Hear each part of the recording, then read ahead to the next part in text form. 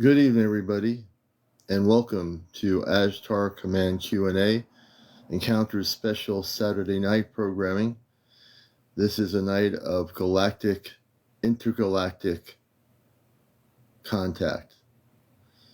Encounters, Ashtar Command Q&A tonight, every Saturday night. We still solely focus on the Ashtar Command, and we will be answering your questions as best we can, everything and anything regarding Ashtar Command. I got my special lighting tonight. On Saturday nights, I don't use my normal background. This is my special lighting for tonight, so getting you into the feeling of space, unconditional understanding, everything. Hey, Chadwick, welcome everybody. Forgive me, God, for I have. Welcome. Hey, welcome to the show, everybody out there, wherever you are around planet Earth, and you're saying, wow, this is really wild. This is the kind of night where I want us to focus beyond Earth and in the galactic understandings. Hey, Scotland, welcome to the show. We're going to be completely disciplined and focused tonight on my space brothers and sisters of the Ashtar Command, and on the many questions people will have regarding what's happening in our universe, in our galaxy, in our solar system, and right here on planet Earth. They call me CmdrAleon. If you're new to the program, I work with the Ashtar Command. I am part of the Ashtar Command.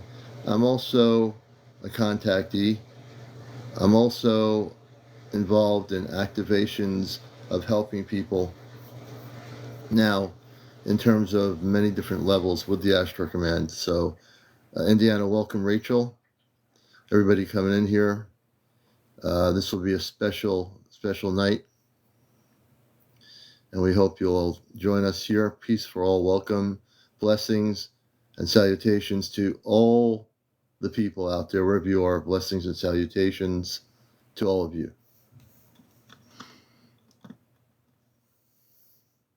I want people to concentrate and forget all the things of the day that went on today, whatever your day was like. The most important thing is what's happening right now, in the now moment.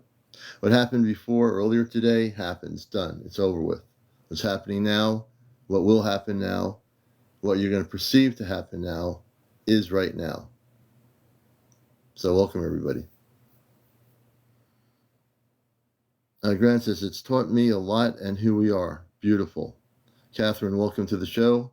Linda, welcome to the show. Rita, everyone coming in here tonight. Again, it's Encounters, Ashtar Command Q&A. Lexicon, welcome. Ruby, good to see you here. Dazed, DD, Ozzy, everyone in there. Lisa, Vasalan, hey Vasalan, Raymond Rivera, Biz, hey, good to see you. Days, good to see you. Cheryl Barron, Tim, all the beautiful people, wherever you are. Jessica, Anthony, Judy McLean, hey Judy, thank you. So my background tonight represents the very galactic foundation of where I want us to be, and I want our heads to be into space. Al, thank you. I want to get everybody's heads out of Earth and into space. That is the plan. And that means focus. And if we all galactically focus together tonight, it will be an amazing, amazing evening of Ashtar Command Q&A. Rachel, thank you for the heart. We appreciate it. And we do want to get everybody tapping. Please share and like with people that you feel would be people you'd want to see here. And we're going to set our goals tonight here while we're at it.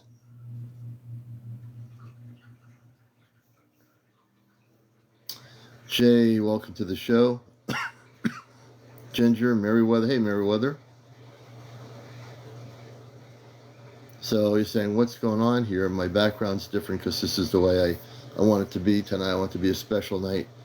We're not using our normal background here. I want to go 200,000 likes tonight too. Good. Sonny Miller, welcome to the show. JT Tushan, Sci-Fi Guy, welcome to Encounters, the Ashtar Command Q&A.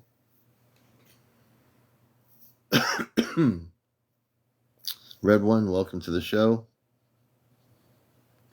And we're going to make sure that everybody is here.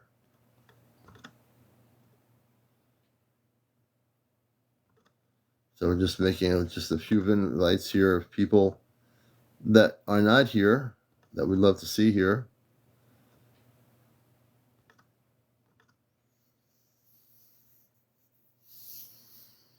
Hey, Sonny Miller, thanks for coming here. Jane. So for new people, what this is about is, because we are talking all Ashtar Command tonight. Sometimes I say Ashtar Galactic Command or Ashtar Command. We're talking about the positive space people that have been eons and eons in our multiverse. Some people have heard about them through websites. Some people have heard about the Ashtar Command just through whatever.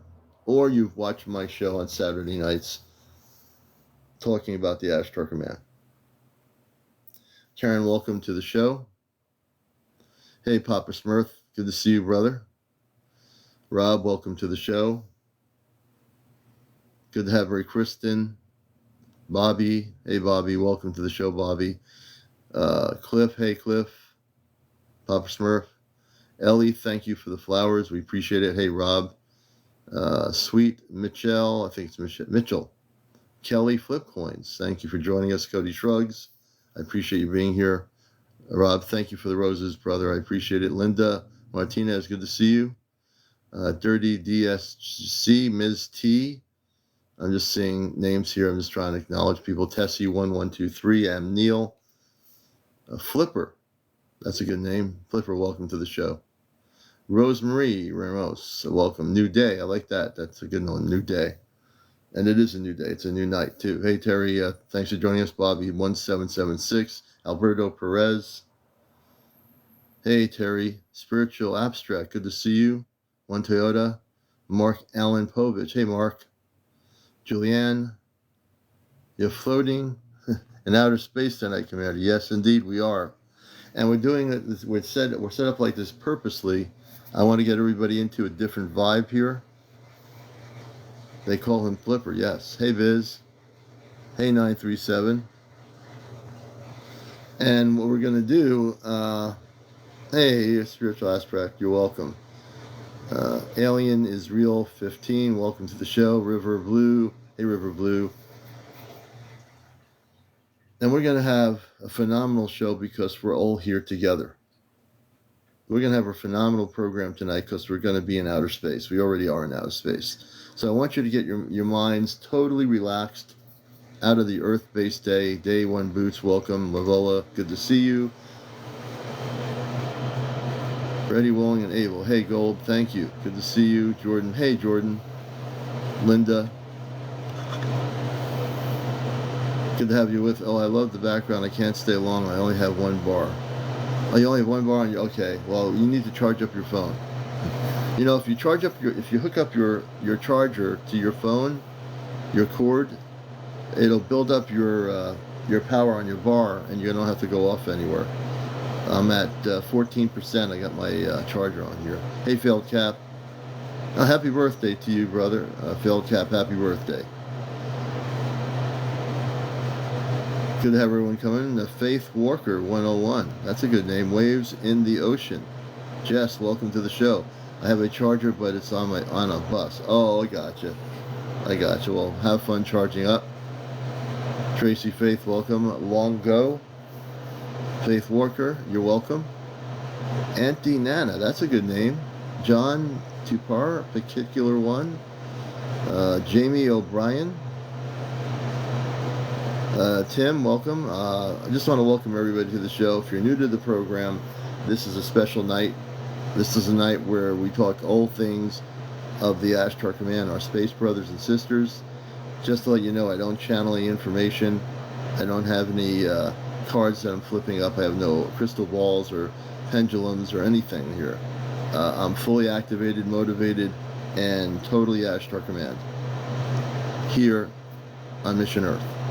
So we're going to get into it, and we hope you're going to enjoy the show. If you stay long enough, you're going to have quite an experience. I ran out of apple cider, so I'm drinking water. And water is life. Water is definitely good for you. Peppy, thank you for the share. Ginger, welcome to the show. And tonight, hopefully, we'll have our sister on here, depending what she's doing. I want to make sure she gets on here with us. We're made of water, yes. Yes, Grant, very true. Good to see you, bro. A Better World, that's a great name. I like that. A Better World, what a good name. Diane Stadler, good to see you. Johnny, Eric, Kathy. Do you get cider from, well, yeah, we have like four cider apple orchards in the area, and we get apple cider locally. Let's see here. Yeah, I set my goals. I did message April the video of the show tonight. I just sent her another message, so someone just make sure that she gets on here. I need to have my sister here with us when we do the show, if she's able to make it. Susan, very good to see you. Hey, Zania, good to see you. Waves in the ocean, I like that. You know, Night Blades 82, user 616 or 611. Eric Parton 465, welcome. Shannon Watson, hey Shannon. Danny R, hey Roxy, good to see you, Roxy. Let's see, Michael, Mark Allen, welcome back, Mark Allen. Stephen, welcome to the show. Larry Sweat, certified UFO, I like that, certified UFO. Atalia, Waco Gal, hey Waco Gal, the people's something.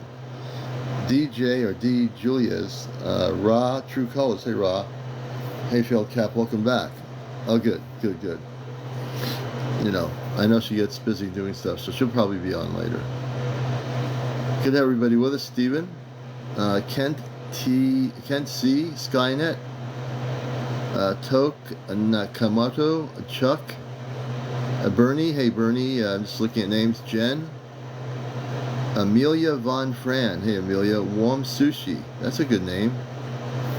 Warm Sushi. Sonia, hey, good to see you. Day One Boots, try the screen. Tap the screen, everybody. That's right. Gypsy 33. Exact. We haven't really gotten into everything yet. We're just starting, folks. You know, I know there are people that are like, wow, what's this? Just to let people know what you're watching, if you're just like a tourist coming through TikTok land, this is an actual show called Encounters. This show tonight is our Ashtar Command Q&A. If you're not familiar with the Ashtar Command, there are space brothers and sisters. They're human like we are, for the most part. And they are the ones that we are talking about tonight because we are connected with that level of consciousness. We always have been.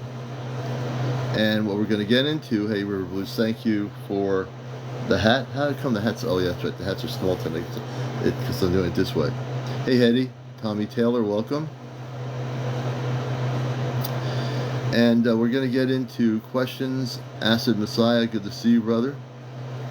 tea bags boiled, then added sugar with a probiotic disc, leaves it for a few weeks, then add fruit to it. Oh, interesting. Keep tapping. Thank you for forgive me, God, for I have. We appreciate all the tapping. You folks are the best. All the new people, the chosen one. Hey, chosen one. Good to see you. Bonnie Paulson, I think it is. Brian, hey Brian, good to have you with us. And hopefully our sister will be coming in a little bit. It's about 11:15 in the evening here on Encounters.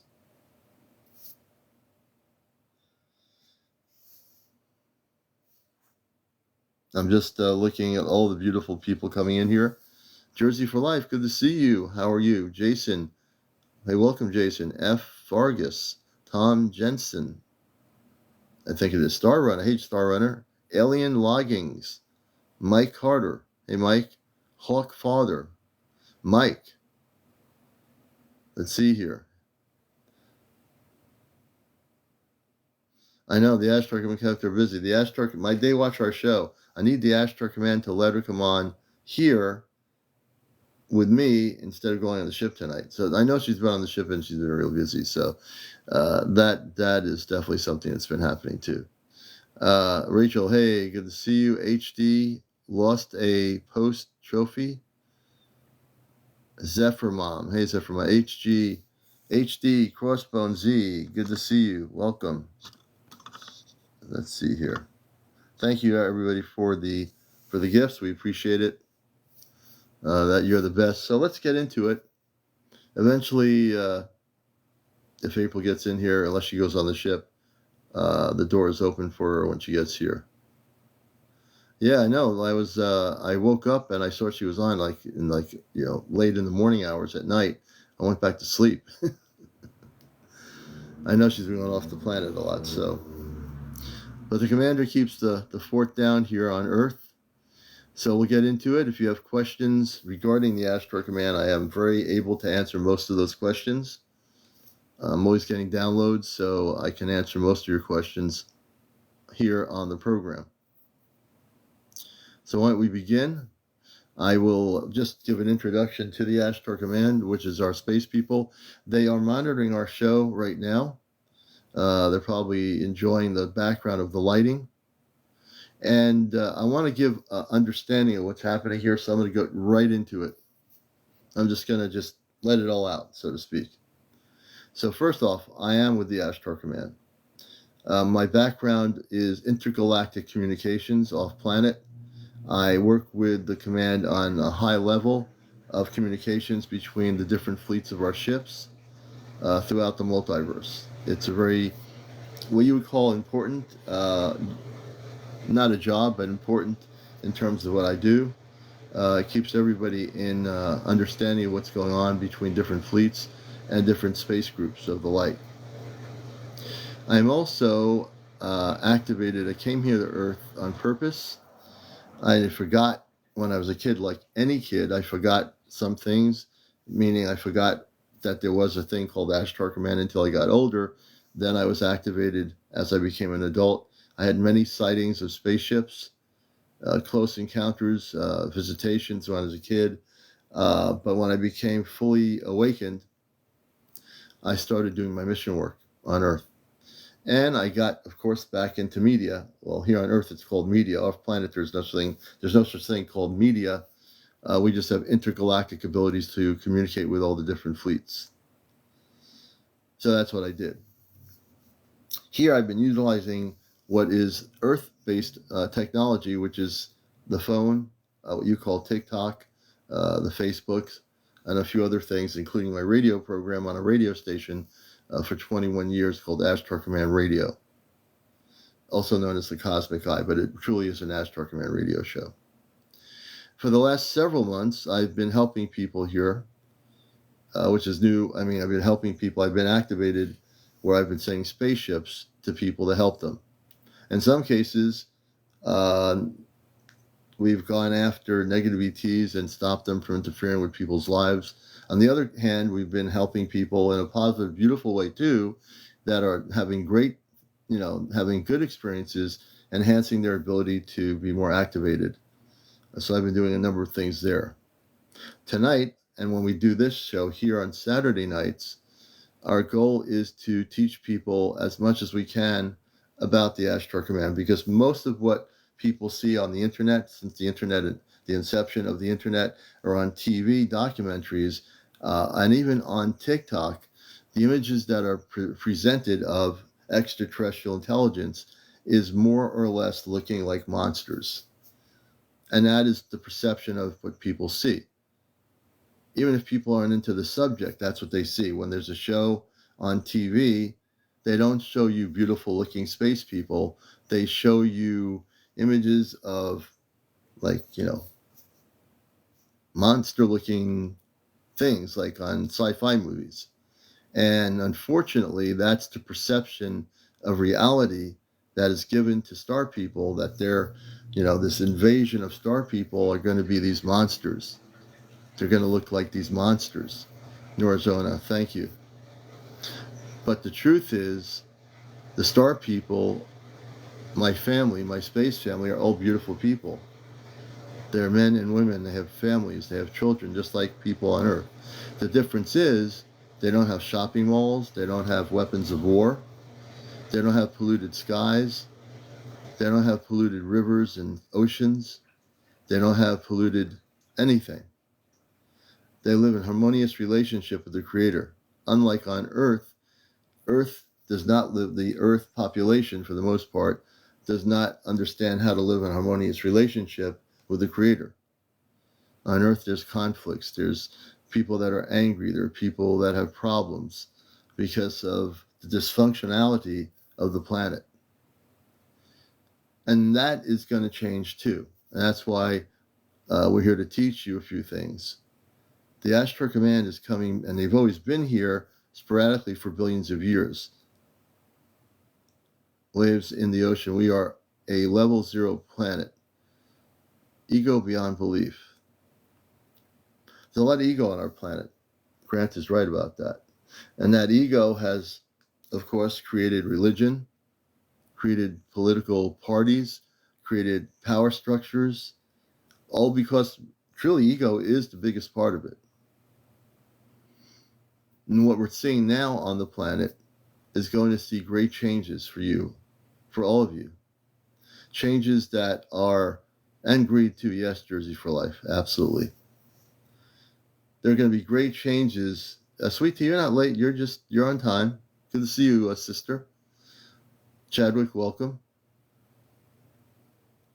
And so there's going to be great changes coming. In some cases, you're feeling it within yourself. You're actually feeling it. Rachel says she's ready. Gary, good to see you, brother. Love from Iowa. Good to see you. Booby, welcome. No one's late here. You're all coming in just when you're supposed to. Milla, Ashley, welcome. Hey, a voice of one, welcome.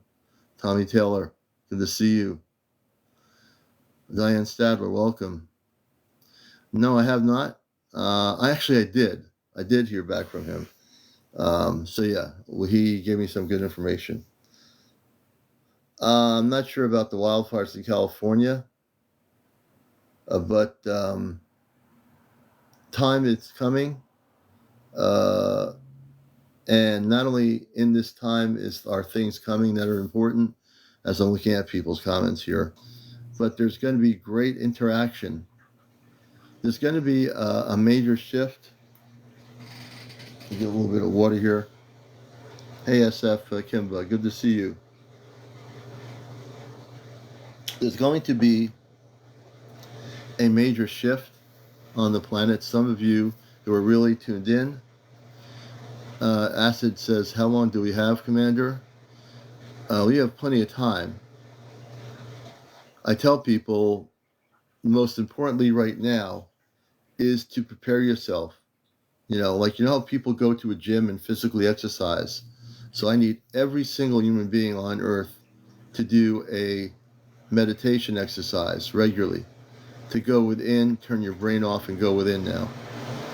And by doing that, you'll be able to allow yourself to prepare for what's coming. Excuse me. Excuse me. To prepare for what's coming. Now, I've said this from time to time on my regular programming, but since I'm getting into the Ashtar Command really heavily tonight, I'm going to share a few things. Okay? And some of these things will be reminders, some of these things will be new. I really have no idea my downloads come regularly, so whatever I say will be either something that I'm getting for the first time. Calico, good to see you. Blessings. We live in a world, Jeff McInnes, how fast are the spaceships? Oh, they can go as fast as a blink of an eye. You can see them 1 second and they're gone the next second. That's pretty much my answer. Extremely fast. Jody K, welcome. Shannon, welcome. Good to have you with us. Natrum. Hope Love, good to see you. Bren, welcome to the show. So for those that are just coming in now, nobody's late. Don't even think about time. If you're just getting here, don't think about whether you're late or not. You're not. Forget time. Tonight, we're not talking about, am I late or am I not late? Did I get here on time? Forget that. Turn your mind off. You're not late. So what's coming is far greater than most of the human population even knows. Far greater than the so-called people that were former in the military of this planet that supposedly are telling people in these TV programs about disclosure. There are, and I've been meditating on this a lot, there are definitely some final forces on the planet that are doing everything they can to distort what's going to be happening as it gets closer and closer to the time period for contact to occur. There are those that are going to try to distort the information and make you believe that there's some negative ET force that's coming to Earth, and that force that's coming here has to be stopped, and they have to defend the planet from them. But in fact, what they're doing is lying to the public. No, and it's actually not even a Project Bluebeam. That thing is just another diversion of things that is misinformation to the public. It doesn't even exist. But what they are doing is they're going to use whatever they can to try to stop it. They're going to try to stop you from connecting with the star people. Every one of you. There's no one person better than the other out there. Every single person, every single human being, they want to make sure that the general public and those even like yourself that are interested and awakened souls will not have the contact, that nobody here should have the contact, that the Earth people should not know the truth of the contact. You see, there are many people that are very aware of this, and I don't talk to Dr. Stephen Greer. I don't even have communications with him, but I do understand, he understands, I'm sure, what's coming. I'm sure he's alluded to it, and there's a few other people that have. You know, without mincing the words, they know that there's something happening. When contact happens, and it will, and nothing, no matter what weapons have been given to the secret government, which is not our surface government, but the secret government, which has been operating with the negative ETs, their goal is to try to prevent you from finally having a beautiful experience.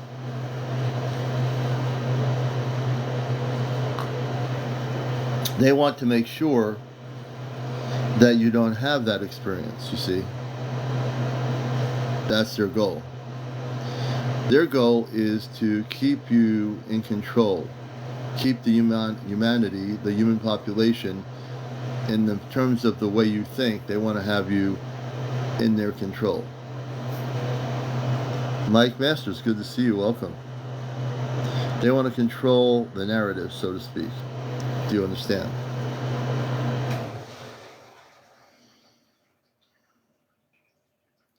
But because I sense all things in all times and understand everything that's going on, and the space people understand, and the space people are watching me right now as I speak on their monitoring screens throughout the multiverse. The Ashtar Command is viewing this show from space. Did you know that? Some of you did. I've alluded to it before. We've talked about it before. And even if you're not familiar with how that works, they are watching the program on the spaceships right now as we speak. Thousands upon thousands of the command are doing this. And so it's important for me to be the best representation of the command as I can be in this form. Humble in my work, providing you with the most important and accurate information I can to you, the people of Earth. And that's what I'm doing right now. So if you see me talking a specific way tonight, it's because I'm operating in a certain specific consciousness, which is of the elevated consciousness within the cosmic framework of my cosmic being. I'm not channeling anything. I'm not a different person. I am activated within the level of light of the Ashtar command, which I am. And when I am presenting to you in very specific words is information. And if you listen to my words, you'll understand the information is true, is real. You might want to take some notes. And actually, I think they're prepping me by me speaking the way I'm speaking. I want to express something to you. So I'm speaking in a very different way. And I'm feeling they're getting me prepped for what I'm going to be doing when I speak to the people of Earth. So this platform here, I will use it, but understand, I think I'm being prepped for a much greater interaction with the planet. Paul 345, I'm from the second moon on Mars. Jody K, thank you. P-Nell, good to see you. RD, if you're coming in to the show now, you haven't missed anything. The show's being recorded. It will be on my YouTube channel by tomorrow. So I'm going to express a few things. There's a group of 5. We'll give you some background here. Tara, good to see you. There's a group of 5 people that the Ashtar Command Council has chosen. There'll be other groups of 5 all over the planet that we have no idea who they are. We just don't know who they are. Whether it be Sweden, whether it be Netherlands, whether it be Africa, whether it be Japan, there will be these groups of 5 all over the world with one key person in the group that will be selected, that will be going off planet and meeting back with the other 4 people in their group of 5. And eventually all those groups of 5 will interact off planet and come back to Earth. The group of 5 that I represent is with April. April is the key person they selected in Vermont, who is part of our group of 5. We have, we have Kit Kat, Johnny, myself, and Chesno. We represent with April what you call a group of 5. And eventually we're all going to be, as April has been doing for those that know the story, going off planet and coming back, going off planet, coming back, usually within an hour of time. There's a reason for this, and you'll understand it as time goes on. The other thing I want to, hey Etheric, good to have you with us. User 939, welcome. All the people coming in here, welcome. Mrs. G. There's going to be a point, and the council off planet made this decision, and I took on the responsibility once I was knowing that I was going to do this. There's going to be a point where, and again, we don't think about time here because they'll do it when they're going to do it, where I'll be taken on the ship for a specific purpose. When I get taken on the ship for the specific purpose, I'm going to reveal this to you now, very more specifically in my Ashtar Command mode. I'm not operating as your regular talk show host. I'm operating in a consciousness level of the Ashtar Command right now.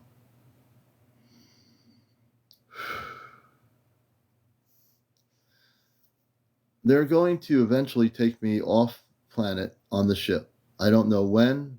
I'm not worried about what time it's going to be. I don't know what month it's going to be. It doesn't matter because I'm not operating in that time frame. I'm not thinking about time because our space people, our space family don't operate in time. There's no time. On Earth, there is time.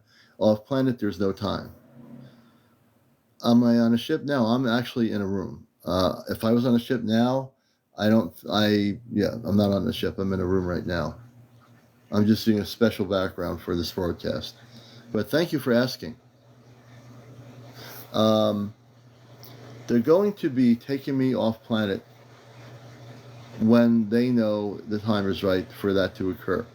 When we get close to what they call global contact, before global contact, they'll be taking me off planet and I will be actually broadcasting like I would be doing here, but on a much more elaborate system, I think, on the spaceship.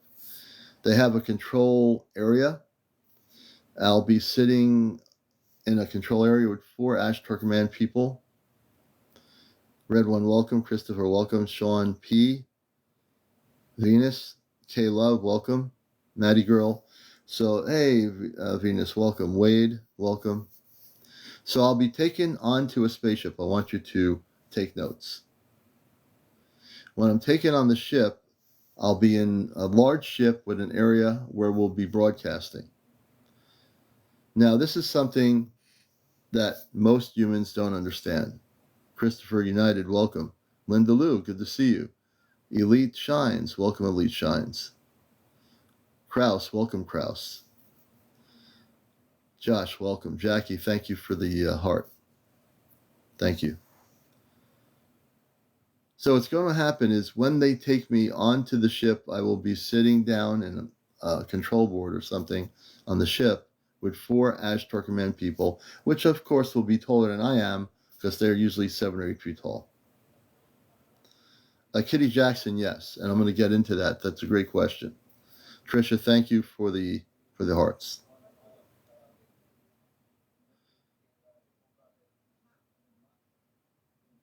Len, greetings. So when the Ashtar Command takes me on the ship, I will be sitting in hopefully a very comfortable seat, and we're going to end up taking over every major transmitter on Earth, meaning, I want to explain something. The downloads I've gotten about that are very clear. We're going to take over every single transmitter on Earth, all the major networks, no matter whether they're in Russia, China, Japan, the United States, South America, the Netherlands, Greenland, doesn't matter what country you're in, every major news network, every major broadcast system, every major cable channel. Now, for some people, you're saying, how could this even be possible? You're saying, how could this be possible? Understand, it is possible. It is possible to take over every single transmitter on this planet. And when we do, not one news station will be able to control this. Not one network that has all the fancy studios and all the money in the world will be able to stop this. Not any military or any government will be able to stop this. Understand this, brothers and sisters. Waves in the ocean, very good. They will not be able to stop this. You know, I've been meditating when I'm not doing my lives. Between my regular life, I spend time meditating and getting downloads. Airplanes will be able to do what they do. Travel, take people where they need to go.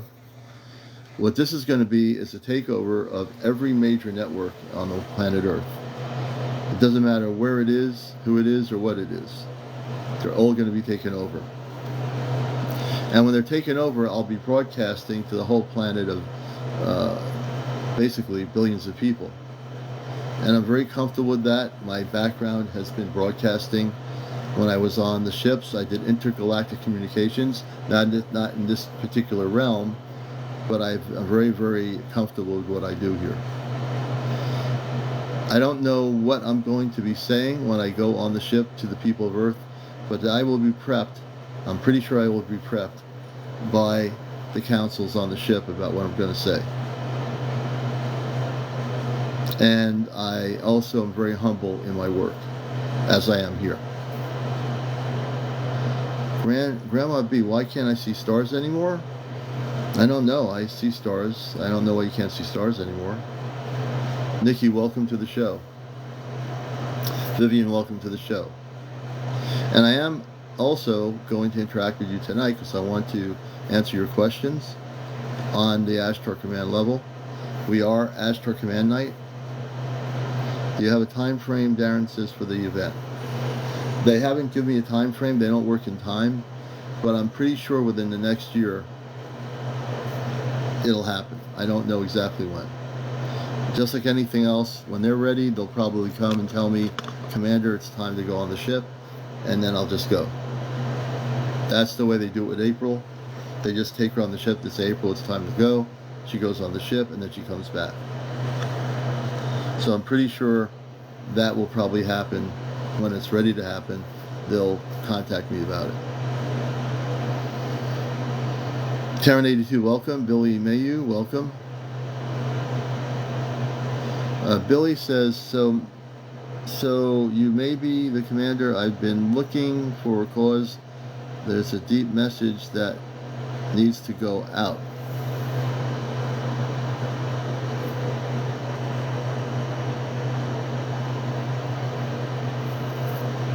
I'm just reading people's comments here. Yamea Santiago, welcome Yamea. My trigger stuck. Good to have you with us. Coach Jay, welcome. Welcome all the new people coming in here. You're watching the Ashtar Command Q&A. This is my Encounters show. Saturday night we do an Ashtar Command Q&A. I would like to participate. And if you have questions related to the whole Ashtar Command thing that we're talking about, I want to stay really laser focused because this is a special night for that kind of communications. Hey Andy, good to see you. Much love to you as well. Jose Barajas, welcome Jose Barajas. Freeman Actual, welcome. J&M, hey J&M, good to see you. User 901, welcome. Rabba, welcome to the show. JRRY, EZ, welcome EZ. Supernova, that's a good name. Doughboy, good to see you Doughboy. So if you're just coming into the show now, this is Encounters. Hey Rob, this is our Saturday night special. We talk about everything Ashtar Command. I will answer your questions. Hey Freedom, answer your questions. Hey Princess Gwen, everything related to the Ashtar Command. And I'm saying right now that understand our space brothers and sisters watch my show from a monitoring screen. It's not like a big screen TV that you get at your local Walmart, but they can monitor every one of my broadcasts, and they're watching right now as we speak. Kathy loves Jesus, welcome. Megan's Raw. Renee Torres, welcome Renee. Chrissy X82, CC, hey CC. Arc 1111, welcome. Lakita Ferguso, I think it is. Welcome. Don, welcome to the show. Jose Maya, 282, welcome. I see all of you. Biting Wolf, welcome. Kitty Jackson says, can you explain how they will help humanity? Gia needs so much help. So here's how that's, great question. Okay, great question. The way the command will help humanity is when contact is made, they will give us the tools, but we have to do the work. They're going to give us the tools, meaning they're going to explain to us how we can heal our planet, how we can live in peace and harmony. They will help us. They're not going to do it for us. My space brothers and sisters are not going to do it for us, but they will assist us in every way to remember who we are and to help us do the things we need to do. So they'll be like when you go to a school or university, you have a teacher that teaches you a subject. When you get done with that course or whatever that subject, if it's an art class, you're learning how to do a certain painting, right? When you become proficient in doing that painting, now you can do the painting. You can be free to make all kinds of paintings of trees or whatever you want to do, abstract art, whatever it is. Now you know how to do it. So look at it that way. So when they come, our space brothers and sisters, they will give us the tools and we will do the work. They're not going to do it all for us, because if they did, we would not learn anything. We'd be the same people we were before it ever happened. So they will give us the tools, Kitty, great question, and they will assist us and also bring things here to help us in terms of things like med beds and other things that are going to help us. They're going to give us the tools, and we're going to learn how to use those tools. And then when contact happens, it will be permanent contact, meaning that all of us will now be able at some point to now go to the stars, to go back to our home planets, to visit other particular solar systems, galaxies. We'll be able to intergalactically travel to other places. So that's how they're going to help us. And Mother Earth. CC Hive, let's see here. Hey, Johnny. Good to see you, brother. I'm a born Artist, great. Jersey for Life, great. Princess Gwen says, when they come, I know you'll be ready for sure. Let's see here. Mark Fisher, does Trump have anything to do with disclosure? No. The politicians have nothing to do with disclosure. That's the other thing I want to kind of get into here. There's a lot of confusion. There's a lot of people out there. I've seen it on Facebook. And what they're doing is they're supporting politicians, and these are people that call themselves light workers. Okay? I have a message for those people. Stop supporting politicians on earth. Stop. Right now. Right here. If you're one of those people, stop. Don't do it. Don't fall into that trap. We're not here on earth to support religions, to support political parties, to support structures of government. We're here to liberate the planet from those controls. The Ashtar Command is coming here, and when contact is made, yes, there will be a transference from the way things have been to where we're going. Do you understand what I mean? So we're going to have a transference from the way we've been living on Earth to a whole different way. And this is the whole thing that I try to stress to teach people on Earth is don't support any politician, because frankly, they're the ones who've been preventing you from knowing the information. And even they don't even know the information. And if they do, don't just forget about the politicians and the people that are involved in that level of consciousness. Contact's not going to come from people in government or any prime minister or any president or any religious leader in the world or even the Pope. Contact's going to come from the Ashtar Command, from our space brothers and sisters. That's where the contact's going to come from. Excuse me. Excuse me. Joyce Keller, I'm from Arcturus. Hey, Joyce. Hey, Taz, good to see you, brother.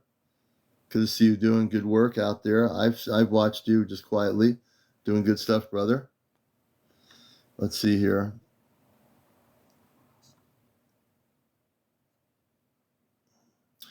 It's really important for people to understand, hey, Mercury Man up there in Vermont, good to see you, brother. Don't put your eggs into politicians or religious leaders, scientists, or anybody. None of those people.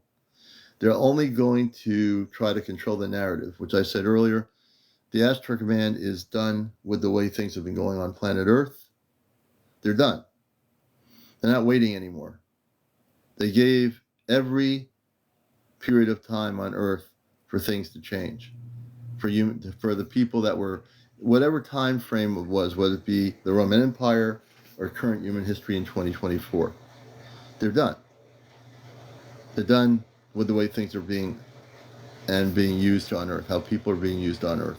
They're done with it. Beep says, how do I see a spaceship? Your best opportunity is, well, if you want to see, because it is Ashtar Command Q&A, I'm going to tell you how to connect with the space people of light. It's not so much seeing a spaceship. That's not the point. If you see a spaceship, you see a spaceship. The point here in Ashtar Command Q&A and me as a representative is to have you learn to meditate, go within, center. Once you center, it doesn't matter whether you see a spaceship or not. It's more important now to get ready for contact. That's more important than seeing a spaceship. If you get ready for contact and you learn how to meditate, I don't know if you do or not, but it's really important now that people stay focused, laser focused. It's not always easy because you're living on a planet with so many distractions. If you have a family, you have your kids, you have your baby, your husband, your wife, whatever it might be, there are distractions, right? We live in a world of distractions. Let's face it, a world full of distractions. You go outside to do something, you're going for a walk, all of a sudden, oh, I haven't seen you in like 10 years. You're focused on your walk, and also it says, I haven't seen you in 10 years. Distractions, distractions, distractions, right? Excuse me. Good thing I got a lot of water here. Excuse me.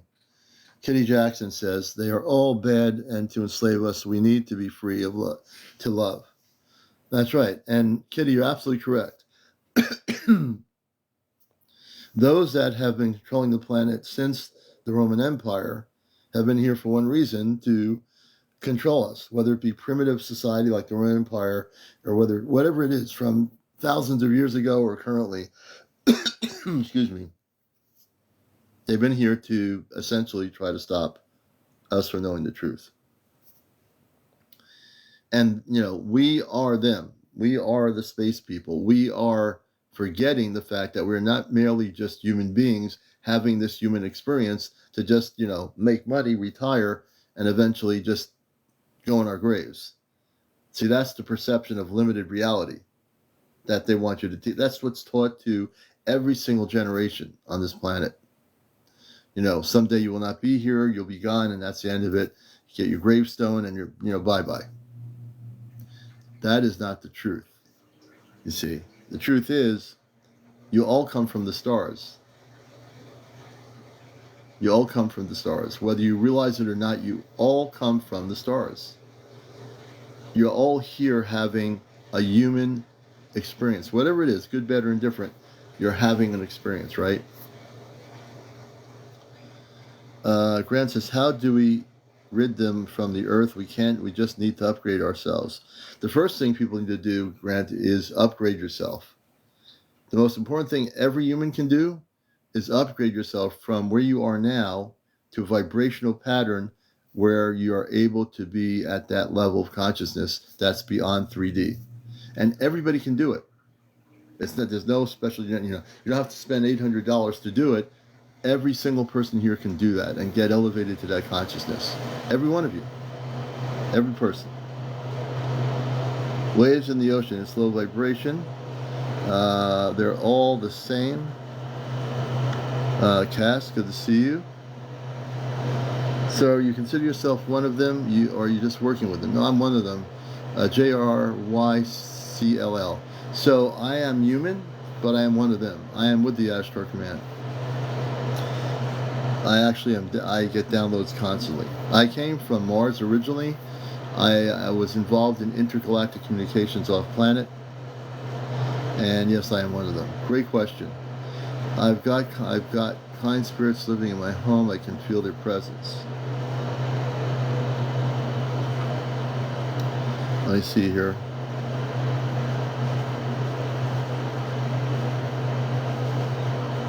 None of your business. True. Part of what's going to happen, none of your business, is absolutely right on the money. When contact happens, the world will not be totally falling apart that way very quickly, but there will be a transference from having in the world what you call political parties, religions. All those things will eventually disappear. They won't exist. There won't be any religions, there won't be any political parties, there won't be any people in power. All that stuff is earth-based 3D stuff that's going to disappear. Okay?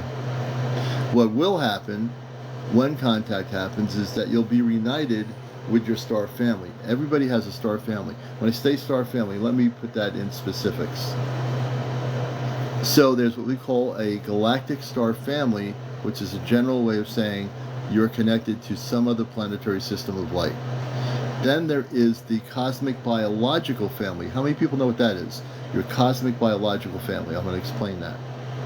Your cosmic biological family is just like you have a mother and father on Earth, a brother and a sister, a grandmother, a grandfather, right? Everybody has one of those, right? On this Earth, you all have a relationship, cousins and relatives. Well, just now up that level from beyond the fact that you have an Earth-based family, you now have a biological cosmic star family that you are related to. Like, for example, I have two sisters and a brother, a mother and a father. Lunar is my mother off planet. Robar is my father. I have a sister named Tur, and I have another sister that I don't know her name, and I have a brother. Okay? And they are off planet. And that's my That's my biological cosmic family.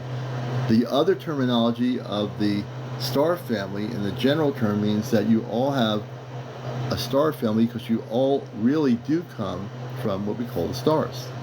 You all do. Every one of you. Even all the new people coming in here saying, what is he talking about? I come from the stars? Yeah, you do. You come from the stars. You've been taught to believe that you just have a biological existence on Earth, and this is it. This is all there is. You know, once you get old, start falling apart, you know, they have a burial for you for your funeral, and that's the end. And then, you know, you have your kids that grow up and, you know, they come and visit you and put flowers on your grave, right? That's supposedly, that's the way it's supposed to be taught. That's what it is. But that's not the way it is.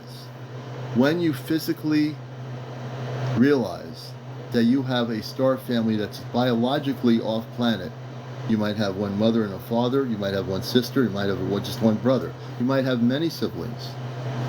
But just as people on Earth here in this human existence have relationships and families, you have that off planet somewhere in the universe, multiverse. Every one of you. You might say, I don't know anything about that.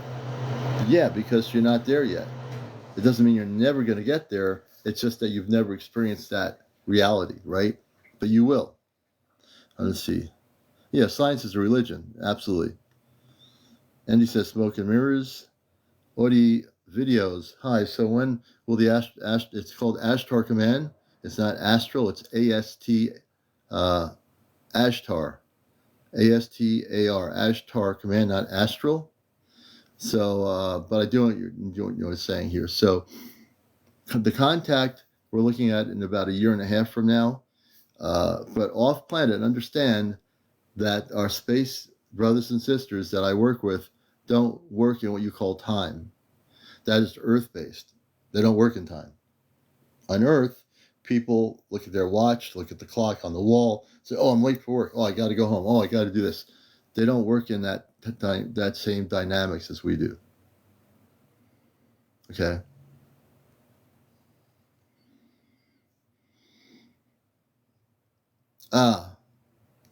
You won't have them. They're not going to exist anymore. Your religions, your political parties, that's all part of the 3D world, none of your business. Those are the things that have been set up to stop you from knowing the truth.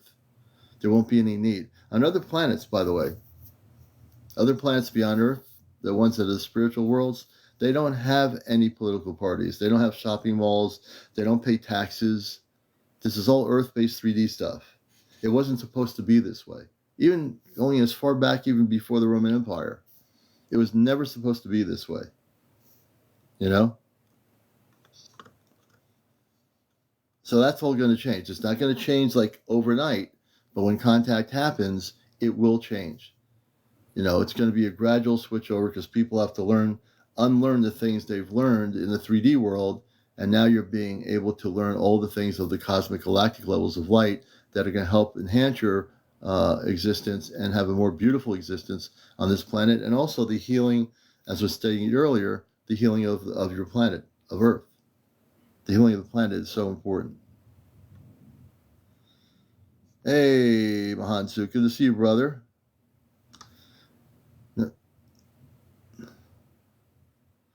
Yeah, well, the space people have med beds that will be used freely.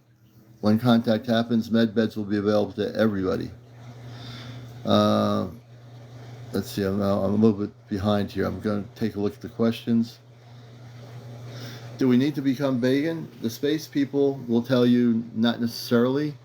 They honor the way people eat on Earth, but eventually it'll be a choice of whether you be a vegan or not. You know, it'll be actually a healthier choice.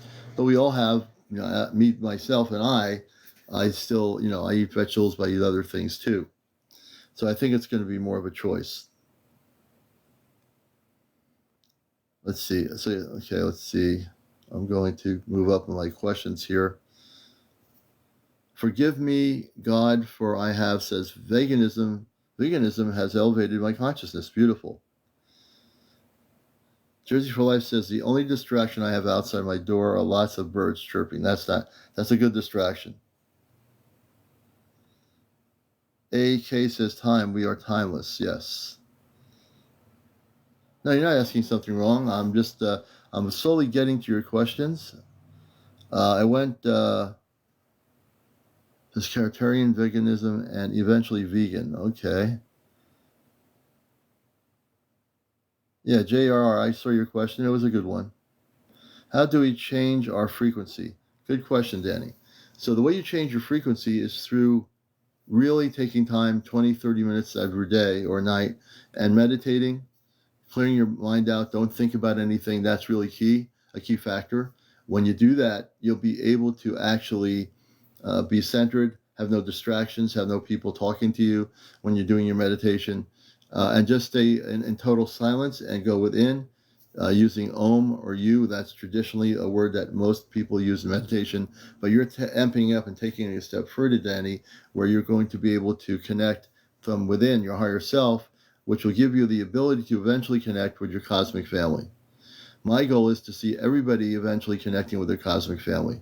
Not like 20 people here, 1,000 people there, 2,000 over there. I want to see everybody have the same ability, which you do. You just don't realize how to do it. You haven't been given the tools to understand that you have a connection to the stars. All of you do. Every one of you. You know, the beauty of life is that no one is better than the other person. Some people are more activated than others, but that doesn't mean we're better or less than you or you are less than me. It's just everyone should be activated. That's the whole purpose. When the Ashtar command comes here, all the space people come here, they're coming here because you're all loved. Every one of you are loved. You're all part of a galactic family. Every one of you. Every one of you.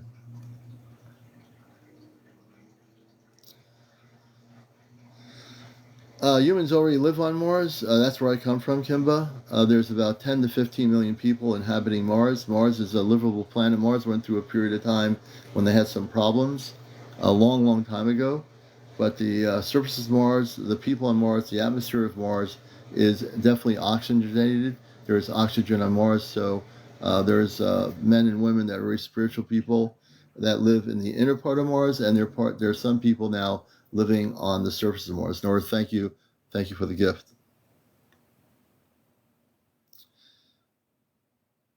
Hey, Jess Parker, thank you. I'm just trying to catch up with some of your comments here.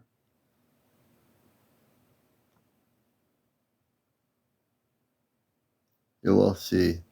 Yes, we are being groomed for nonviolent contact through our books and media by, okay. Peace to you, Bahansuk.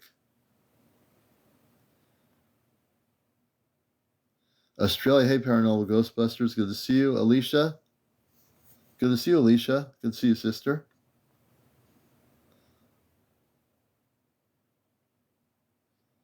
Right. We're all connected somehow. We are just not alike. We have our differences.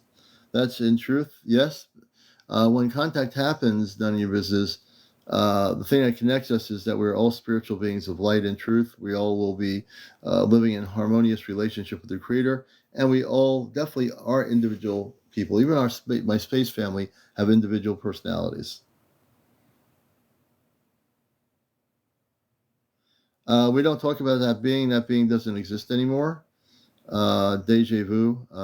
We don't use that word or that person. That was a distraction. I hope you're doing good, Deja vu. Welcome to Ashtar Command Q&A. That's correct. Time does not exist in space. I don't have Alex Silver. Great question. I don't have any videos with them. When contact does happen, when they start interacting with a group of 5 of us, we have a 5 group, April, for the many of you who do know her, myself, Chesno, Kit Kat, and Johnny. When we have interactions with them, maybe when they come to visit us, might be able to videotape our space family in our lives here. But we don't have any videos of them here. Christopher, United time slows down when moving away from Earth.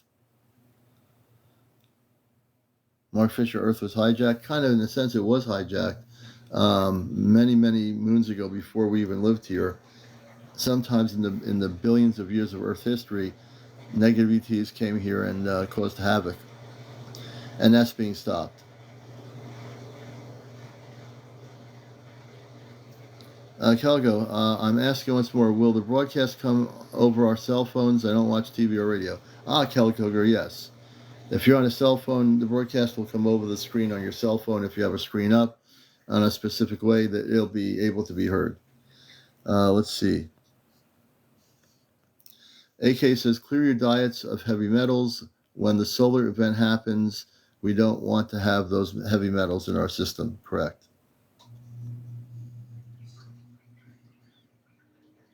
I'm really getting caught up here. I'm just going quickly through your comments. Jessica, we're doing well. Hope you're doing well. Let's see here. Waves in the Ocean says, why do we reincarnate on Earth so many times? Well, I think it depends on the human being. Some people reincarnate one time, some many times. It's to actually remember who we are, to have the human experience. I know many of you have had the human experience now, and you're probably saying to yourself, all right, I'm done with this human experience. I've been through all this stuff. I've been, paying my taxes. I've had the human experience. I want to go home, right? I can't tell you how many times I've heard that from people, friends of mine on Facebook, people on here telling me that, people in general I know, saying, Commander, I'm done. I want to go home. I want to get off the planet. My response to that is, you have to have the human experience, go through the experience, learn from the experience, and then when you've learned from the experience, when contact happens, then you can choose whether you wish to go home. And if you choose to go home, there's what you call your body in space. Thank you, Nora. Thank you. Your body in space is in stasis. Everybody here has a space body. What do I mean? What does the commander mean by space body? Some of you already know what I mean. For those that don't know, you have a body in space that is probably 7 feet or 8 feet tall. And in that body, man or woman, that is your space body. If you choose to go back to your space body after contact happens, you will have the choice to make whether you wish to have the human experience again, or whether you wish to go back into your true form and go back to your home planet, wherever that is, and do your thing. Everyone has a choice. The beautiful part is, it's all based on choice. But having reincarnated again and again, which many humans have done, it means that you didn't complete the experience. But if you've completed the experience, you will not come back and say, I want to reincarnate back to Earth. You actually do have a choice whether you want to be back on Earth again for an Earth experience. And at that point, that Earth experience will be a new Earth versus the Earth experience with the 3D world. The 3D Earth is going to fall apart. It's going to break apart. It's going to organically go away. It has to. It will. It doesn't look like it now, the way the world is, but in truth, this planet, the structures on this planet, the programs that have been in place in 3D programs, they're going to fall apart. They have to. They can't withstand the energies that are coming in. The energies that are coming in to your bodies, the energies that are coming into Mother Earth, are all very high frequency energies, high vibrational energies. Everything is about to change. Now, you can watch, not everybody watches TV, but if you watch TV and you see these people on news channels in the US or wherever, they go about the day telling you the weather's going to be like this, and this is what happened in this country, and this is what happened in that country. Okay? They go about acting like nothing else unusual is happening around our planet. Because they really don't know. Most of them don't know. They just read what they're told to read. The truth is, hey Crazy Woman, thank you for the gift.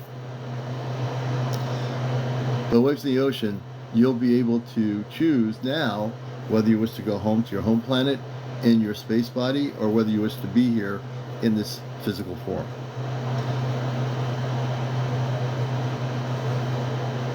Grant says, your thoughts.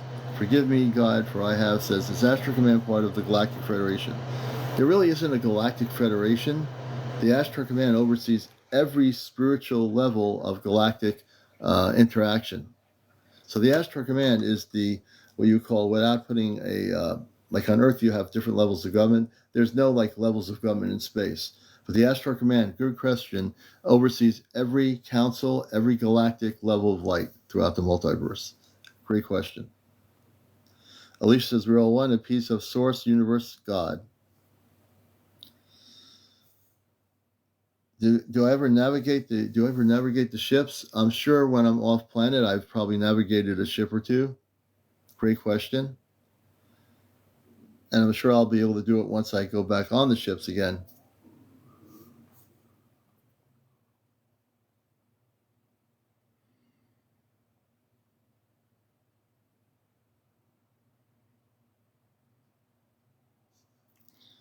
And Callie says, no more Earth experiences, please.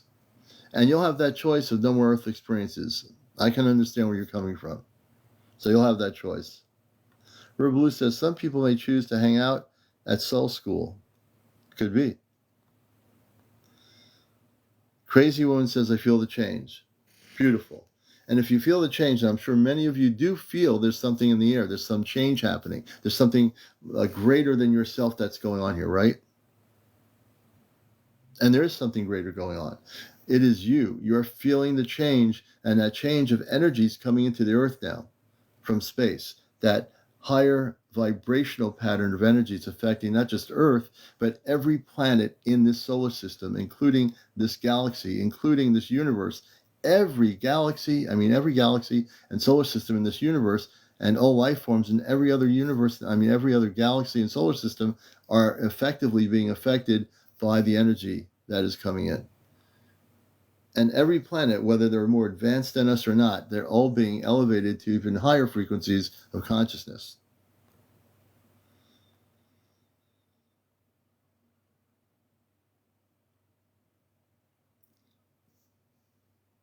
Yeah, the brightness of the sun 8K is a great example. So, for example, all these major solar flares that the sun has been shooting, not just at Earth, but it does affect Earth specifically, have been elevating the frequencies of human beings and all life forms. When we do have what they call a solar eruption or a solar storm, from a scientific standpoint, they say, oh, you're going to see an aurora borealis or the northern lights. That's the standard scientific explanation. But in truth, when those storms are happening now, they're greater and bigger, it affects the cellular structure of the human form. It affects the consciousness of the human being. It affects every aspect of who you are. Do you understand? AK, very well said. The sun is part of our spiritual awakening. Our sun will effectively affect our consciousness and our physical body, our structure. It's not the only thing, but it's part of the whole aspect of what's going to happen. And River Blue says, Earth might be your own planet. Let's see here. Do you have a time or date on doing the world broadcast? Good question. So the Ashtar Command, the council, over a month ago decided, when April spoke to them about having me speak before the people of Earth, they agreed that I would be the best representation of it. Now, in terms of a time or date, they don't give us a time or date. They don't operate in time like as we understand time. But when they're ready to have this happen, they will just appear and say, Commander, it's time to go on the ship. We're now going to do this. And that's the way. So being that I am from space, I realize that there's no time in space. So when it happens, I'll just be here.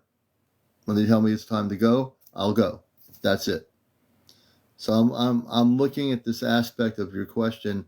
If I were from off planet now and I was coming to Earth, living in your time and space, in your time, I would operate in time. But because I come from space, I'm not too concerned about when it's going to happen. They'll just tell me. They'll just come and get me. Do you have, okay, let's see here.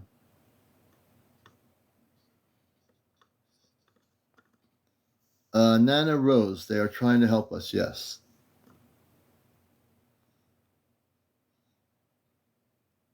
I have not heard from them. I'm hoping they're doing okay. I will try to communicate with them. 77 Starlight, welcome to the show. Billy Mayu says you're right about the flares. Green swirling lights. Amazing crystal. I'm not sure how to answer the question on that. I'd have to know more about it.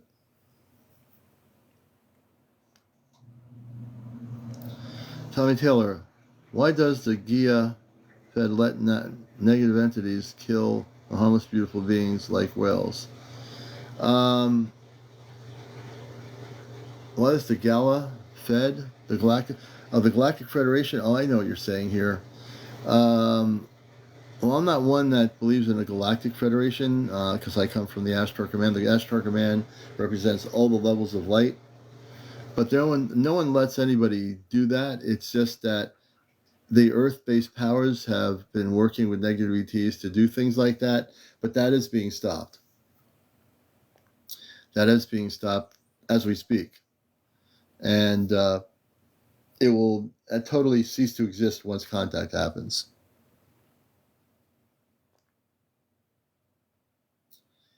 Have you seen the glitch videos of the solar eclipse? No, I have not, actually. Carol Steele, you're welcome. Alicia says, I can't wait to see the commander do a tour of a spaceship. I look forward to that, Alicia. I can't wait to do that myself. And I want people to know that when I go on the ship, one of the things I plan on doing is I understand they have our space quarters where we can actually lay down and relax and go to sleep. I might just say to them, I'm going to hang out for a while. Do you mind if I just go to sleep for a while? And I might just hang on the ship for a while and do that. And then anything important you want me to do, I'll do, but give me a chance to. I'll probably be more, I think, exploring the different places they take me to. And I think I'm going to learn a lot when myself and Chesno and Kit Kat and Johnny go on the ship together with April. On my own understanding of contact, when I go on the ship to do the broadcast, I'll be more prepped for that. And for me, when that time comes, I think for the command on the ship, my parents and all the others in the council, there'll be a celebration once we do that broadcast. It'll be really truly a time in Earth history where we will celebrate the changes that will be coming to planet Earth. You know, those changes will be coming.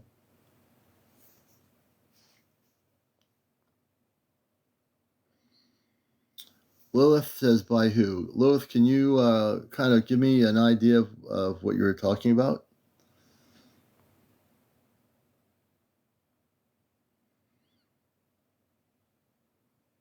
I'm trying to read. I always watch your show. Thank you, Amazing Crystal. We appreciate you. They live in the present happening, past, present, future simultaneously. Linear time is man-made. Yes. Sloan says, I feel time speeding up. It's 1 p.m., then it's snap, 6 hours gone by. So, you know, that's interesting, Sloan. You said that. So let's deal with the whole thing of time. And I'm going to scroll down as I catch up the questions here. So time is speeding up. Tommy Taylor, thank you for the gift. I appreciate it, brother. Time is speeding up. Why is that happening? Why is time speeding up? You know, I noticed it. It's been speeding up a lot in the last few years. Why is time speeding up? You say, oh, my day's over. I just woke up this morning, had a nice breakfast. Now it's all of a sudden nighttime, and I have to go to work Monday. So why is time speeding up? Eventually, what's happening is time is speeding up so quickly that eventually there'll be no more time. Think about it. Time is speeding up. Great question. Time is speeding up for all of us. We all know that time is speeding up. You know? Oh, I was 25 years old yesterday. Now I'm 45 years old today. Time is speeding up. In our aging process, in every aspect of who we are, time is speeding up. The beautiful thing is, eventually there will be no time. And when we have contact, we're going to actually elevate the planet Earth into a space where, just like every other planet that does not operate in time, the Earth will cease to exist in time. Time will be irrelevant. And it will become irrelevant pretty soon. So as we look at time, which is really a key part of our lives, understand how, like, whoa, we're living in time. I've got time. I got to live in this time frame, right? Time consumes every aspect of human life. It always does. And even if we don't believe in time, we know that it exists. So many of you might say, I don't believe in time, but you know it exists, right? I don't wear a watch. Never have. Well, I don't wear any watch. You can see me right here. No watch. Why do I not wear a watch? I don't want to be consumed in time. I can look at a clock. I see a clock in a store or whatever, or a market or whatever. I know time exists on a clock, but in truth, if we had no clocks, we had no watches, we wouldn't know what time it is, right? So if we don't know what time it is, then time doesn't exist. But if we have something consciously in our head called time, then we're programmed to exist in time. That's all. It's not even complicated. When we have contact, we're going to relearn how to live without time. And this way, as we learn to live as our space family lives without time, we will not think about it. We will not age in the way we age here on Earth. Our aging process will shift. The reason why we age the way we do, because we are living in time. Time goes by, right? And we're living in time, so therefore every year we're aging in time, and we're having a birthday, another birthday, another birthday, another birthday. We're aging in time. Our space family, they can live up to 50,000 years, and they can still look like 20 or 30 years old.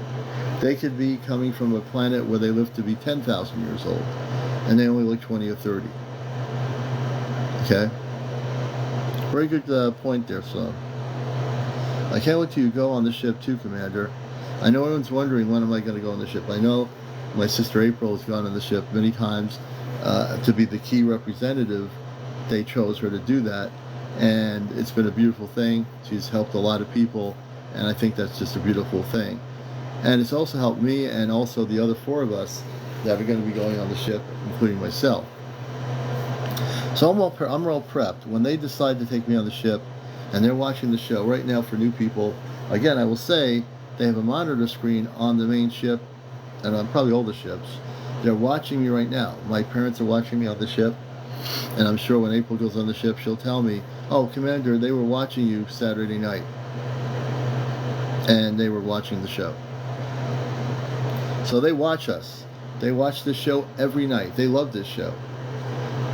I think they love all the shows, but I think they love this show. I don't know what their favorite is, but this is Ashtar Command Night, so I'm sure this is...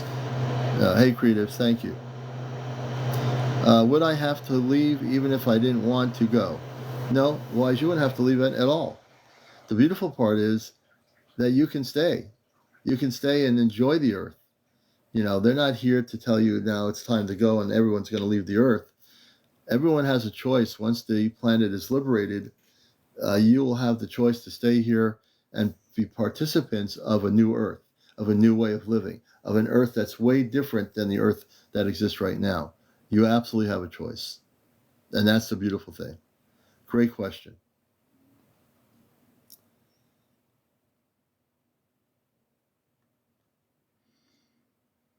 Fresh as I was, hey Fresh, I was in the path of totality. I will send you the glitch videos. Time is relative to your dimension. Hey Fresh, good to see you. Lydia, yes, you said the destruction of whales, etc. is being stopped. It's being stopped by the Ashtar Command. The Ashtar Command is stopping it. And it wasn't just the whales. The mer people were being hurt by the reverse engineered weapons. A number of things in our oceans are being affected. Grant is saying, why is the moon, Earth, etc. perfect circle? First of all, the moon is an artificial structure that was placed there long time ago, millions and millions of years ago. The Earth and all planetary systems are what we call circular. So all planets out there are either, might be oval, but most planets are circular. Jessica Sargent, good to see you. How can you answer any of my messages? Hopefully I can. And I get so many messages, boy, it's crazy. But I can, if you have a question, Jessica, certainly I'll try to answer them. Grateful Tom 23, hey Tom, I thought time is man-made. Yes, time is man-made. That's exactly right. That's what I've been talking about here. Time is an artificial construct of consciousness of the human mind in the 3D world. So yes, time is absolutely, excuse me, time is actually man-made. Oh, I can definitely answer your questions now. Matter of fact, I can see your comments. I'm trying to catch up to everybody. Jimmy, throw me a message and I'll respond to it. Me 243. Why do they need med beds if everyone has a body of stasis? Because the med beds are for people that are on Earth. Okay, stasis is your body, your space body is on a spaceship that is strictly used for when you come to Earth. You have a body in space that's separate from your Earth body. When you go back to your space body, the med beds aren't for people's bodies that are in stasis. The med beds are to help people that have things like ailments and all kinds of things. The med beds will heal anything that physically has been done to the human body. They're very advanced, the med beds, and they're used for that specific purpose. They have no connection to the body in stasis. The body in stasis is your space body, which is separate from the med beds. Me too, 43. Oh, I accidentally said how. Okay. Jessica's saying, S.F. Kimba says here, is the government hiding stuff in Antarctica? When April was on, they were on a ship of the command. She was on one of the Ashtar ships. They've set up a base for the reptilians deep in the ground in Antarctica. They set them up at a facility, and they've been working, the secret government's been working with these negative ETs to try to do stuff on the planet, but that's going to be stopped too. In terms of what's in Antarctica, there is probably artifacts and ancient structures on one level, and so there's a lot of stuff that's been there for way before current Earth humanity. Yeah, I'm trying, and I'm seeing her in here. And Jessica, I did see your. Jessica, give me your question because I heard. Can you see my comments? Not really. Jessica, I'm going to bring you up here because I can't see your question. So I'm going to bring you on live. I'm going to try to anyway.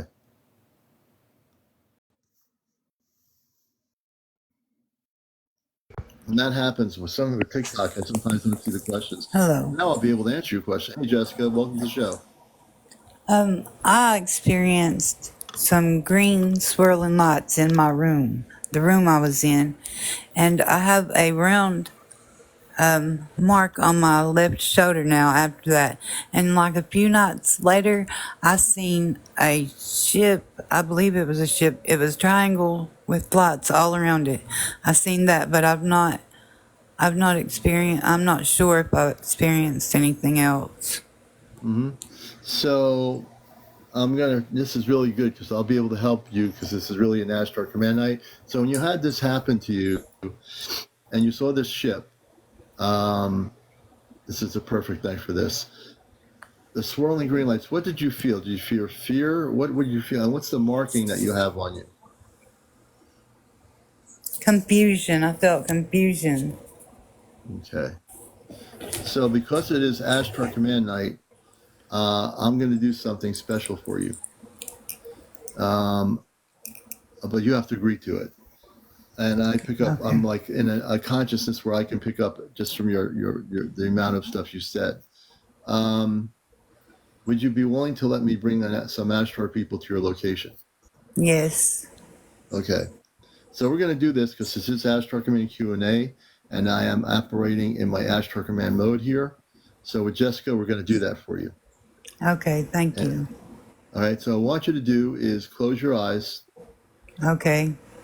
I want you to also take a deep breath in and breathe out through your nostrils a couple of different times. And what I'm doing with Jessica, folks, is I am fully operating in my Ashtar Command mode here. And what a perfect night for this. It's Ashtar Command night. So what a perfect night for this. What I'm going to do for people that aren't used to seeing this, I have been downloaded and activated to assist people. I'm going to assist Jessica. We're going to send 5 Ashtar Command people into our house in about less than a few minutes, or even less than that. When you're relaxed, Jessica, let me know. Okay, I'm relaxed. Okay. We're going to send 3 women and 2 men from the command from our ship. The ship is now about 20,000 feet above your location. It is cloaked. It cannot be detected by any Earth-based military radar. Okay. I want you just to be still. I want the 5 of the space people. They're about 70 feet tall. They're beautiful men and women from the command. They're going to be in your house in 2 seconds.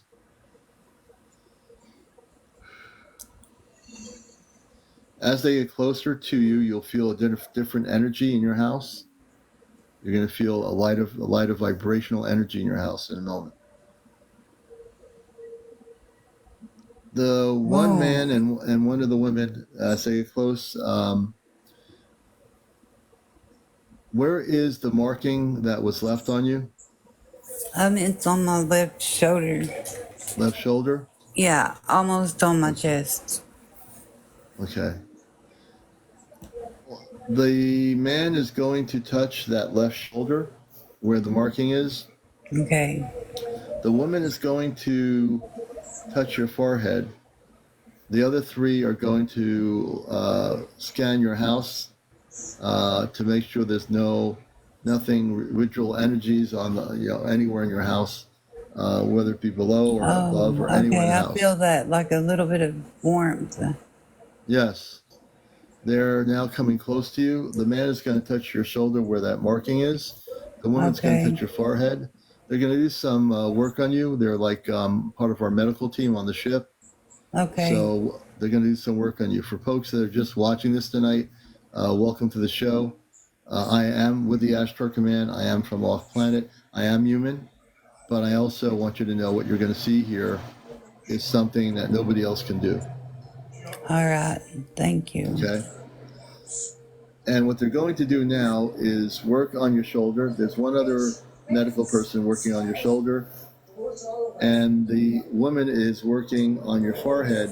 They're going to work on your energy field. They're going to scan your whole physical body as well as the etheric body, and they're going to make sure that you're elevated to a much higher frequency. If any implants are put into your physical body, they are taking the implants out as we speak. Do you I feel understand? pressure on my back. Mm-hmm.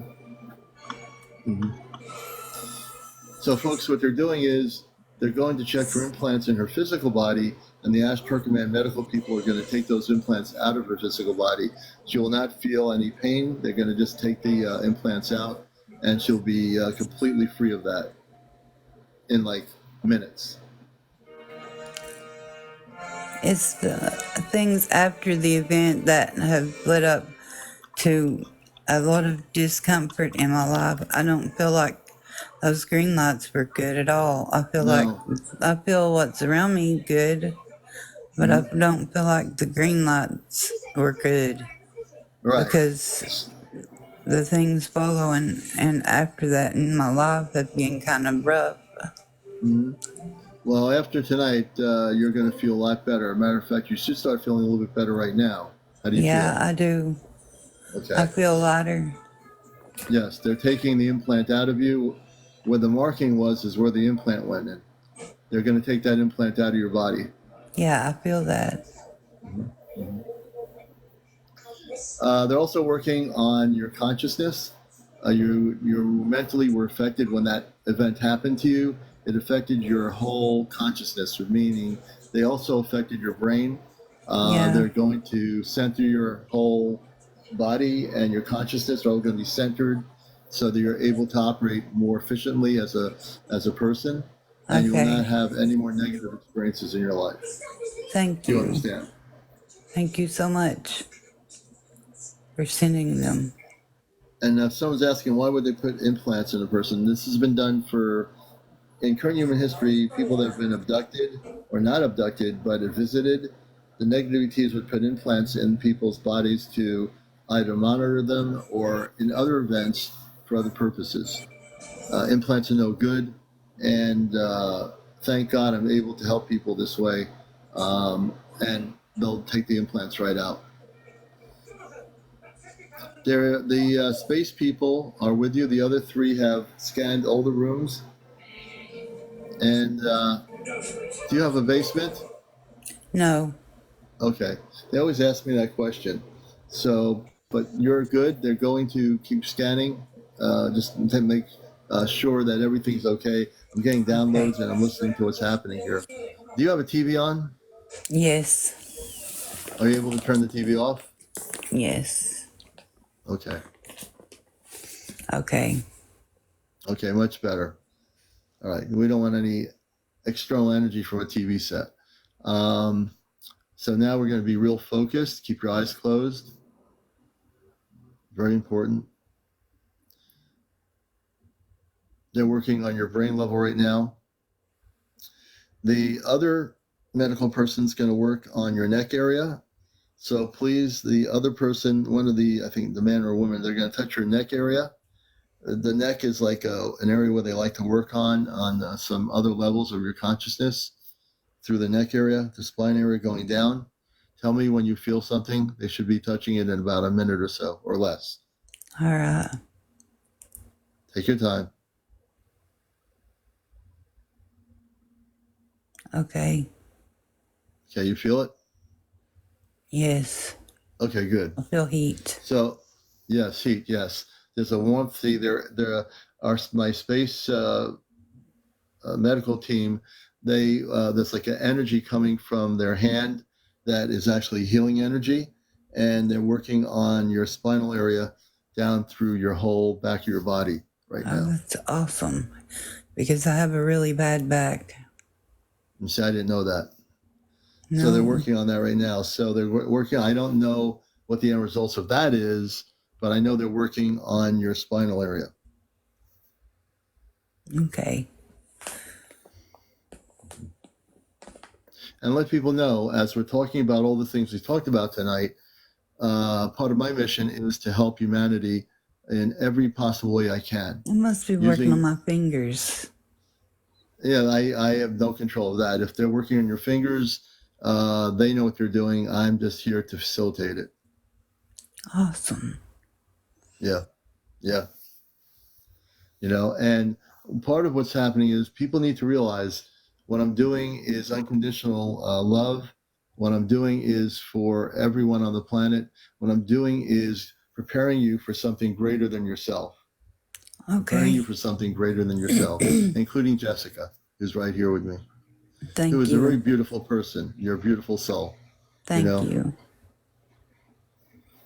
And, when contact happens, Jessica, it's going to be a beautiful thing. You're going to have a beautiful experience. You're going to meet your cosmic family, your biological family. Every one of you will.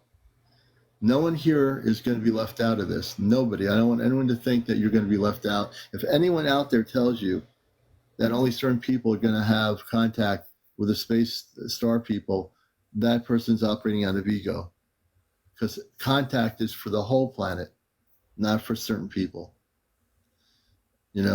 And as they're working on you right now, I'm multitasking my consciousness right now, looking at comments. But you are, again, whatever they're doing things that they know what they're doing. I know that in the next few days, I will want to understand how you feel physically, mentally. I think you're feeling mentally a lot better. Yes, I am lighter feeling. It makes me mentally feel lighter. Mm-hmm.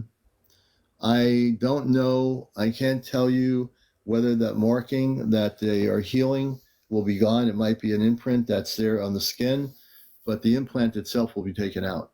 Okay. How do you feel right now in that area where the marking is? How does that feel to you? It hurt for a second, just a little bit, not really something that's bad. I felt just a tiny little pain. I felt pressure before that, and now it just feels warm. Yeah. So I believe that they were taking out the implant. Okay, good. Yeah, they were taking out the implant. You won't have that implant in there anymore. Amazing. That's why I'm here. That's why I was guided to come here, and not just come here to Earth, but that's why I was guided to come here to TikTok. And I didn't realize how important it was to come here, but now I realize after being here for over a year why I'm here to help people and why I do what I do here. And I just feel strongly about helping people. So yeah. Yes. I want you to do something for me, and they will stay with you. The 5 of them are going to stay with you till Sunday night. Okay. Okay. And they're going to still work with you. If they feel they need to do other things, they will. They're going to check the area around your property. Are you in a built up area or in a rural area? I'm in a rural area, but I'm at my daughter's house right now. Okay. I sensed you were in a rural area for some reason. But they're going to check the property. They're going to make sure you don't have this experience ever again with these other ETs or whoever they were. And they were definitely extraterrestrial. Okay, thank you. They're going to put a protection around your property. And I think they're concurring with me. They're going to gift you with something that you don't have right now. Okay. Give me a moment. They're going to put an invisible shield of protection around your physical body. And also, they're going to protect your family too. Your family is going to also have a elevated frequency. Before they leave, they'll check your family member's home. Just let her know or let them know that the Ashtar Command will be checking their home near you and also making sure that they're protected as well. Okay, good. You're all going to be protected. That's good. And that is the amazing gift. That's my gift to you. That's our gift to you from the Ashtar Command. That's our gift to you. Thank you. That's my gift to you. Thank you very much. I want you to say these words because they have a lot of meaning. They're not just words. Okay. Because this is the Ashtar Command night and this is a contact night. This is the interactive Q&A night. I want you to say these words. Okay. I am a Christed being of light. I am a what? I am. I'll repeat it slowly. I am a Christed being of light. I am love. I am love. I am light. I am light. And I'm healed of any. I am healed. I'm healed of anything. That's correct. I'm healed. Yes, you are. Yes, you are. So you are a Christed being of light, Jessica. Thank you. You are very much loved by the Ashtar Command. I send my love to you as a representative on Earth and want you to know that you will never have interference again. Ever. Okay, that's great. All right? So I'm glad I brought you up here on our special night because that's what we do. Yeah. That's what I do. When I need to do it. That's a beautiful thing. Mm-hmm. You have a very big heart. Oh, if I don't have a big heart, I'd be in trouble. So what they're going to do, this is a new thing. I've just started doing this. They can speak to you telepathically. So before I bring you down off the screen, and since this is an Ashtar Command night, and my space family, Commander Robar, Luna, and everyone's watching the show from the ship, I want to do something for you here. They're going to work on your consciousness. They're going to fine-tune your ability to be telepathic. So when you do have contact with your space family, you'll be able to communicate with them through consciousness. Do you understand? Oh, great. Okay. So what they're going to do is we're going to do a test. I think the woman will speak if she wishes to. I'm suggesting this. Wish the woman to say something to you in your consciousness. She's going to speak, communicate with you through your consciousness. Do you understand what I mean? Are you there? Yes, it was beautiful light. Yes, she's going to communicate with you right now. Okay. Again, keep your eyes closed, keep your mind clear. If the young woman, the space woman will say something to you, I will stand quiet at the moment. I've always, this is more of an experiment for me. It's just started happening. So I'll let her speak to you for a minute and let me know. Just take your time, relax. And when you hear her voice, she should give you her name. If she wishes to, she will speak to you for a minute.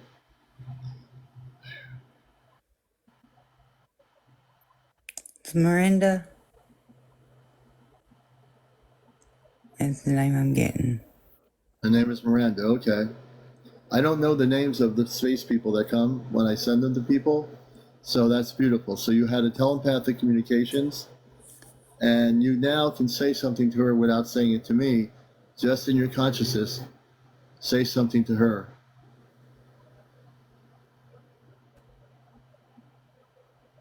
And then wait for a response.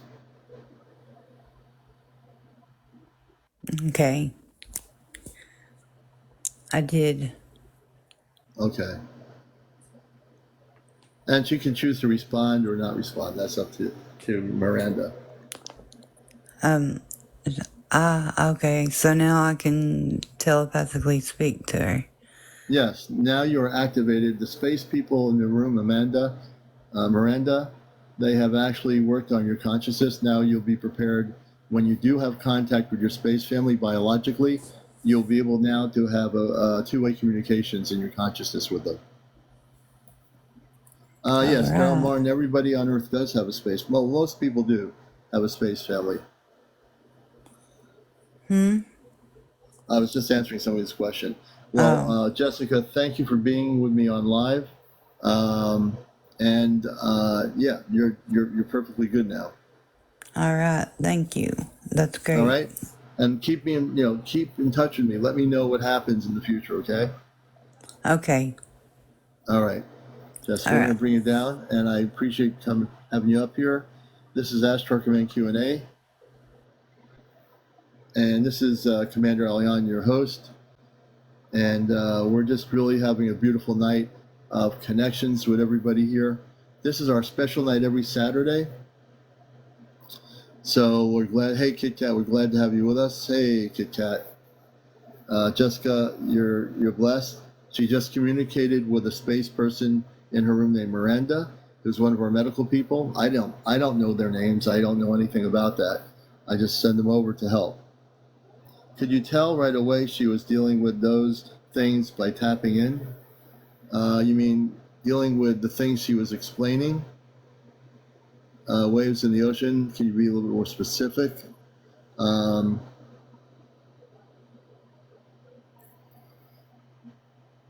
let's see.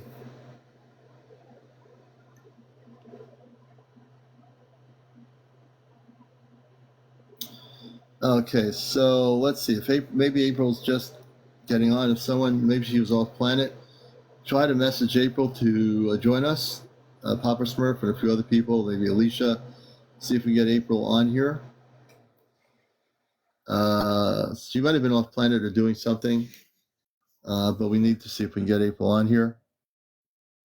If enough people message friendship with fairies 1111, she'll say, "Oh, wait a minute." So we're gonna see if we can get her on here.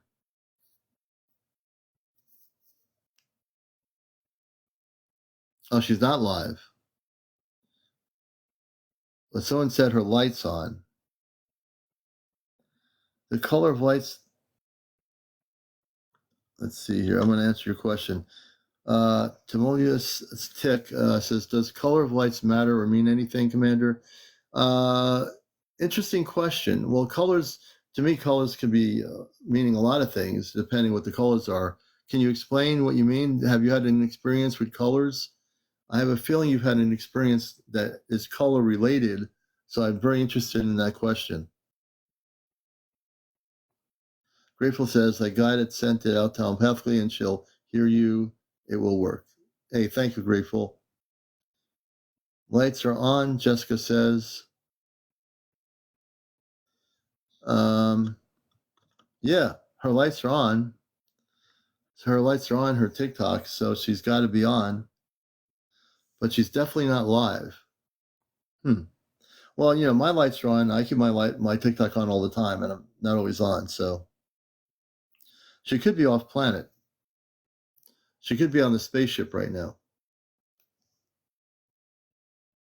The whole town lit up with a green color. Interesting. Interesting.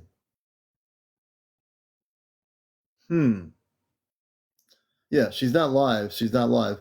Her green light is on, but she is not live. I have a feeling she's probably on the ship. And that's probably the reason why she's not on live here. I think she's off planet. Or something else is going on. But we'll find out. Sonia, thank you for that. I appreciate that. Thank you so much. We've achieved our goal here. You experienced it and you were laying down. What happened? Did anything physically happen when you were experiencing the green light?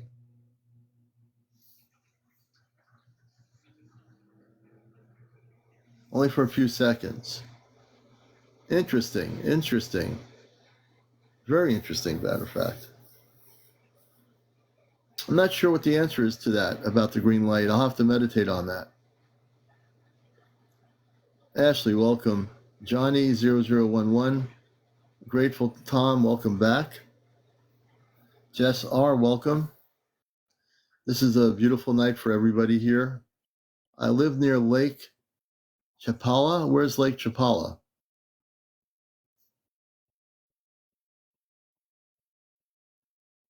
Tahoe Moonleap. Tahoe Moon, welcome. Green is healing, Ann Cole says. Lillian, welcome. Rod, welcome. FHH, welcome.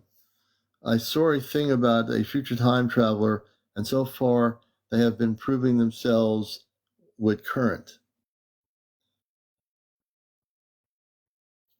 In the state of Jalisco, where's Jalisco? What country is that?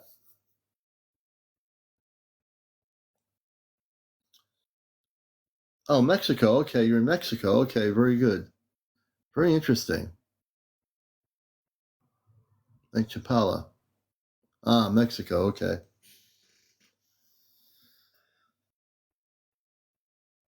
What did you feel when that happened? And again, this is Ashtar Command Night, so we're doing all things Ashtar Command of our space brothers and sisters. We welcome all the new people here. I love including so many beautiful people here on my TikTok. I know that in some cases people just don't know you exist. I do a show here.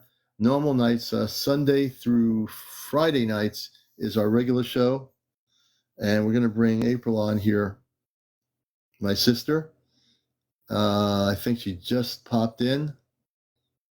And we're going to get her on here. We're having a beautiful night. It's only, time is irrelevant, It really is. So there's no time, and people come when they come. When she's ready to come on, we're going to bring April in here and have her join us. That's my sister. My sister's in Vermont. Hello, everybody. Hello, sister. Hi, my apologies. I was at the park doing a live earlier, and my granddaughter had a pretty severe asthma attack. Ooh. Yeah, we had to take her to the hospital, so we just got back. Well, that comes first. No apologies necessary. Yeah. Hello, everybody. How's she doing, all right? Yeah, she's doing better now. She's resting. Well, this is a great night. This is Ashtar Command night. And we've done some great stuff. And April is part of the show on Saturday. Whenever she wants to. Tonight is our special night. And we're going to answer your questions, which we've been doing, which I've been doing. And I know we're having echoing on the phone. Let me see here. Okay, I'm going to let April handle her microphone. This way I don't have to handle the microphone. So we're going to, when April speaks, I will not speak because the echo happens. It's just the way it is. Our space family is listening in, and it affects her phone, which sometimes brings my voice into echoing. It's a technical thing that just happens. It's a space thing, but that's okay. So we're going to now introduce you folks that are new to my friend and sister April, who also is with the Ashtar Command. and working with our space family. And we both have space families off planet on the ship. So I'll turn it back to April and introduce you to April. Hi. So, guys, on my way home from the hospital tonight, we had another incident with the fake moon that was going on. So there is no like blood moon or anything like that because that's usually a full moon. But tonight, again, the moon was orange. I mean, it was not. I don't even know how to. It wasn't orange. It was like an orangish red in color. On the way home, and it was really, really low. But it was moving quite quickly across the sky, not like airplane quick, but supposedly being stationary for long periods of time. This thing was moving pretty quickly across the sky, thinning out as it was going across the sky, and then disappeared altogether again. So this is part of what I was talking about before, that the government had traded with these new aliens that snuck in on the eclipse that happened in April. They traded some technology, which was one of the things was this fantastic holographic imagery. So when they did that, they have been testing it all over the place, but Vermont seems to be one of the places that they are testing it at. They keep putting up this fake moon, and we've watched this moon travel. I've done on my lives, like we've filmed this, like we've sat there and watched this moon, like big, huge, and then it will turn like different colors, like bright red and stuff, and then move across the sky very quickly, and then get skinnier, and then just disappear. And so when that happened last time during my live, I went back to the film, and you could actually see. I'm not sure how they're doing it, but through some type of lighting. I'm not sure how, but with the lighting of the camera, I was actually able to pick up a scientist standing like off, almost like in a veil of some sort. Um, so there was a scientist that was standing off, holding this device up, and it was shooting like a light towards where that fake moon was, and my camera was able to capture this. It was the strangest thing, but tonight that moon was out there again on the way home, and then it dissipated, and now there's no moon. Can you bring your camera on? I guess I'm kind of crazy right now, but sure. Oh, don't worry about crazy. At this point in our lives. But yeah, so that happened. And yeah, I don't know, guys. So our government has traded with these new aliens that have come and are now stationed up in Antarctica, that our government actually gave them land. They have given them technology, and one of them was this holographic technology. Now, this holographic technology has been documented, and people don't understand. They think it's something else, but they've accidentally documented it, not realizing that it was this holographic technology. When I was with the command, they took me to one of these places where there was a ship that was projecting this holographic technology, and you can see that they had put up right next to the moon this big giant head, and it almost looked like a godlike creature that was up there, like looking down on the planet, and people were out there with their phones filming this. And this is the government's way of creating fear. But also, if you look at the people who document, if you look back at their film, you can see a small ship off in the distance shooting, like making this holographic stuff happen. So they're sending up these small ships that are beaming out this holographic technology that, like, it looks like it could be as big as the moon, but it looks really clear in the sky. And they're actually using this now, and they're also using it to hide these fake airplanes that people keep saying, "Oh, those airplanes aren't real," and everyone's like, "You're crazy. That's a real airplane." No, no, no. Those are not real airplanes. That's part of their holographic technology that's been going on. Interesting. And holographic, I'm going to just do this here. The holographic technology, let me do this here.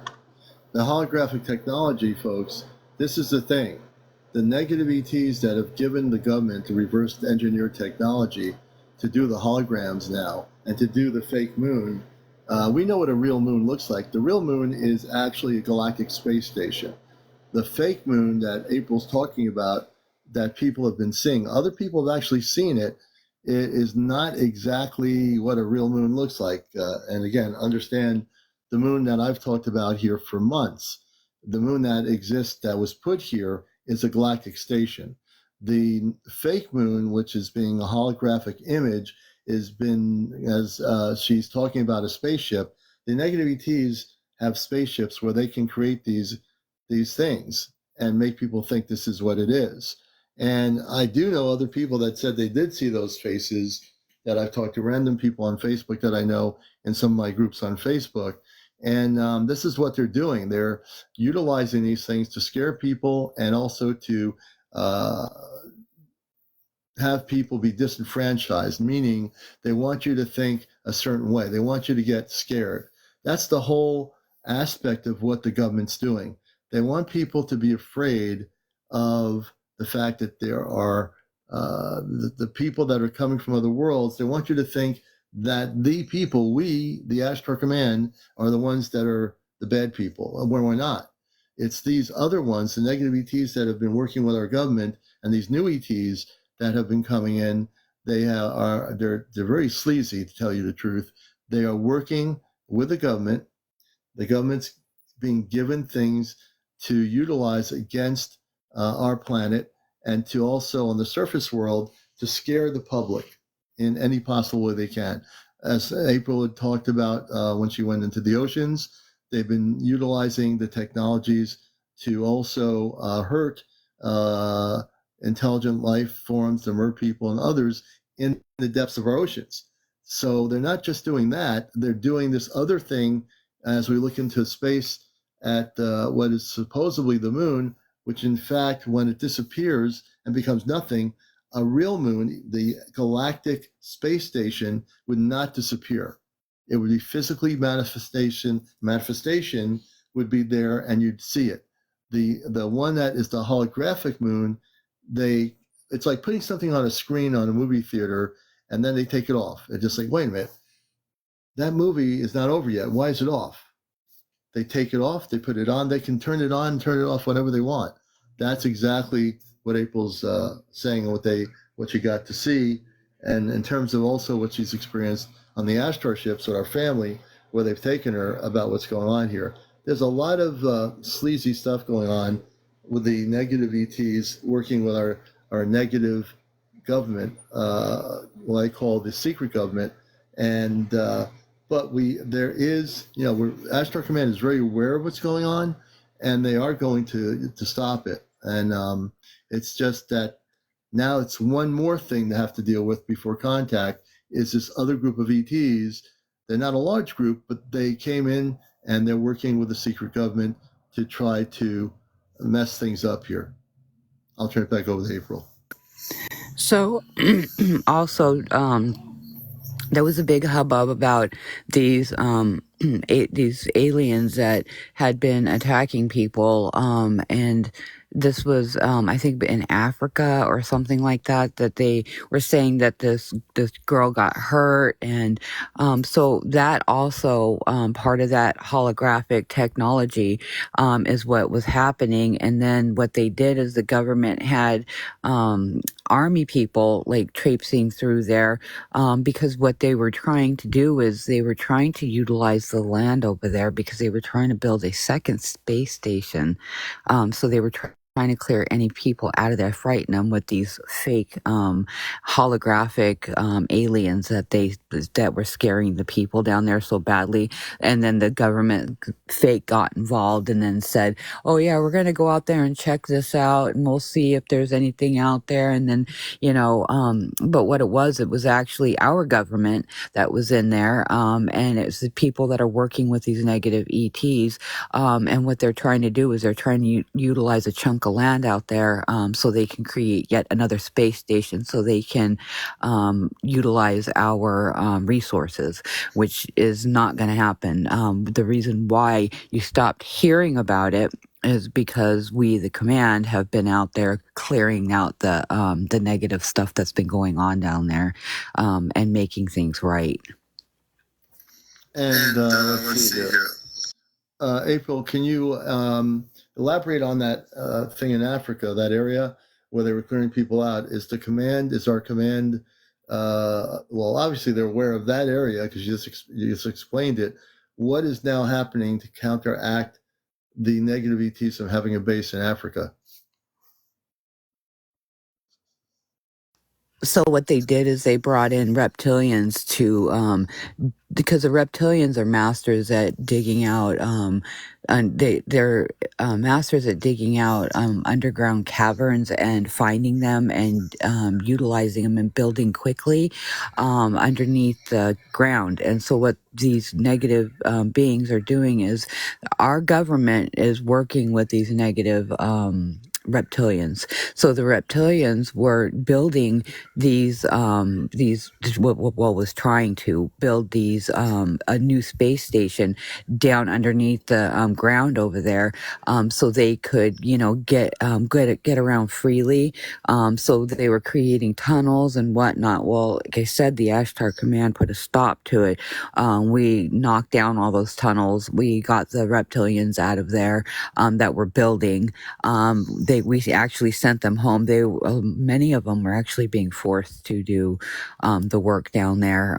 They didn't want to even be down there, but they were more than happy to give up the information, which they did, and we knocked down the tunnels.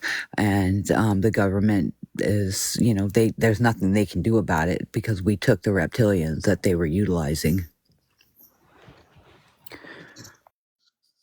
Yes, so that's good. That is very good. And this is the important thing. What April and I are doing here is we're giving you real information. When she's on the ships with our family, the beautiful part is she can come back as a representative of our 5 group and provide with information. Now, eventually, when we, before contact happens, and again, that's these reptilians working with our government they want to try to stop contact. And I will say it loud and clear that the governments of our planet, our government, is not going to stop contact. And they, even though they have these other ETs they brought in to try to help them stop the contact, we are always a step ahead. The Ashtar Command is very much aware now of everything that's going on. And so our government working with the negative ETs, thank you, that are working with the negative ETs, they think they are going to do what they want to do and it's going to go on forever and ever. But they're not, because as she was saying, a lot of these beings were forced to do what they were doing by their heads of their reptilian group. And then they got them off planet. So Billy Mayu says, "Who are the negative ETs, bro? The reptilians and these other beings that came in during the eclipse are the negative ETs." But like I said, as April stated, with updated information about Africa, they were trying to build another base, and the base was destroyed. the reptilians were captured and they were taken off planet. I'm going to turn it back to April. Yeah, we ended up capturing them, questioning them, and then and like I said, they were more than willing to give up the information. These guys were a lot of these reptilians, believe it or not, don't even want to be here. They were forced to come here under their hierarchy. I cannot say that word. Hierarchy. So their higher ups basically forced them to come down here and do their bidding for them. They would much rather be on their own planet, being with their families, than being here. We have our own reptilian spies, the Ashtar Command does, and we have been actively seeking out the negative ETs, which are the negative grays. Also the new threat. I still don't have a name for them, which is frustrating. And then the Zetas have been working with the Ashtar Command. I'm sorry, with the government, not the Ashtar Command, with the government. And so they have all been in cahoots together. These are desperate last attempts, guys, to try to stop big contact. They think if they befriend and help out these new negative ETs that have come in, they think that they befriend them, help them out, hook them up with some land, that they're just gonna help keep giving them stuff to stop contact, and it's not gonna happen. About 2 weeks now, there have been ships coming through the portals in my mountains, like a lot of ships. These are dimensional ships that are coming from very long distances to come not only for the medical help because we don't have any medical personnel to spare right now because we have so many sick because of them practicing with those new pews underneath the ocean's water.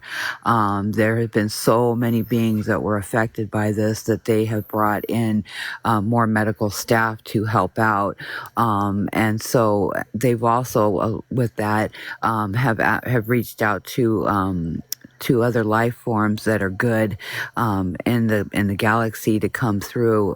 These people.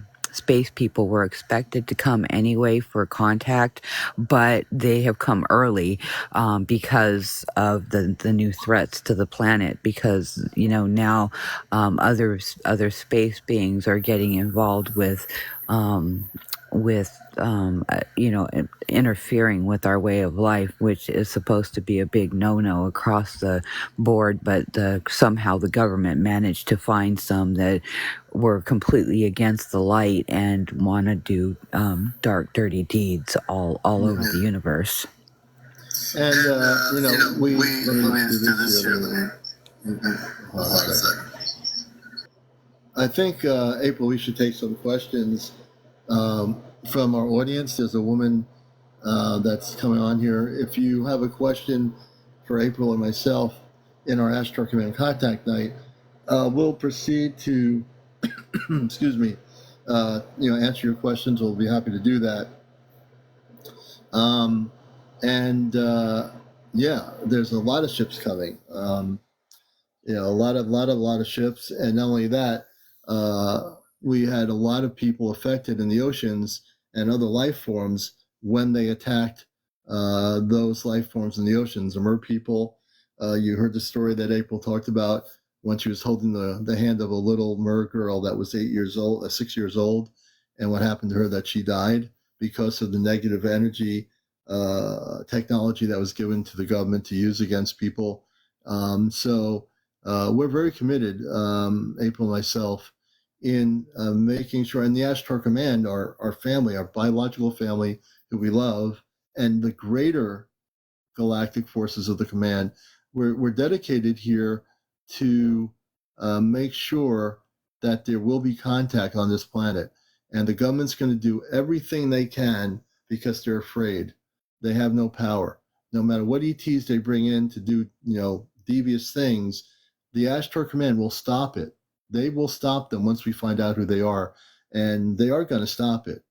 I want you to all know that No matter what they do, whatever games they do, whatever holographic images they put in the sky, be aware that these things are happening and that we are going to stop it. I'm going to bring this person up. Let's see. Oh, they disappeared. But we are going to stop it. So there's a lot going on. I was talking April about when people were asking me earlier, when are you going to be broadcasting to the world? I said that'll be when the command decides to come in at any given moment. They will come to me and they will tell me it's time to go, and I will go on the ship. And that's just the way I explained it, because we don't operate in time and space. But I will tell you, since contact's happening within a year and a half, that whenever that's going to be, it'll be before contact happens. They will proceed to connect with me and come to my house, and they will tell me, Commander, it's time to go. We're going to do this thing. And so that's the way it'll work. So that's just give you sort of an update where our discussion was earlier. And just understand that April and I work very close together on these things, and we're super, super humble in what we're doing, and we want you to have the best information here that we can share. Forget all the other social media, YouTubes, and all that stuff.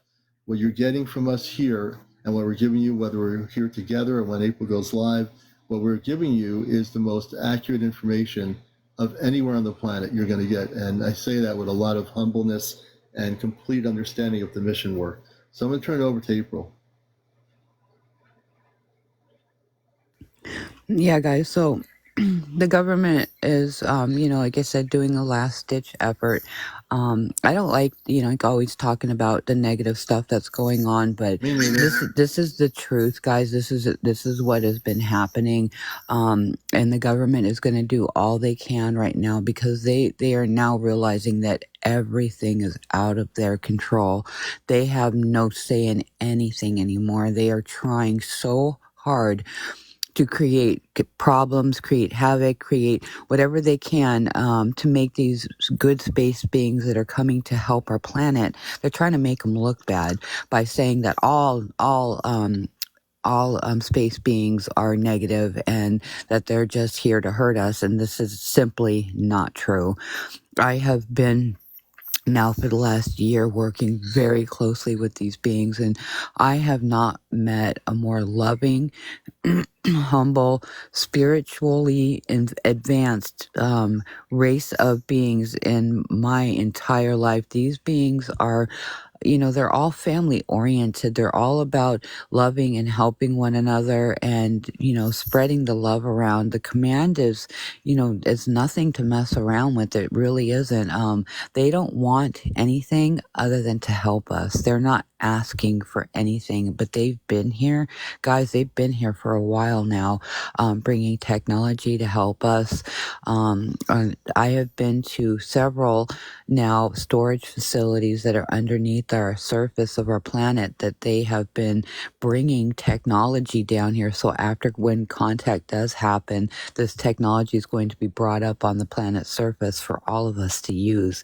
Now we're talking medical technology and vehicles, just so much different stuff, guys, stuff that is going to better our lives, free electricity, things like that. Everything that we need to create free electricity for our planet is already here on our planet.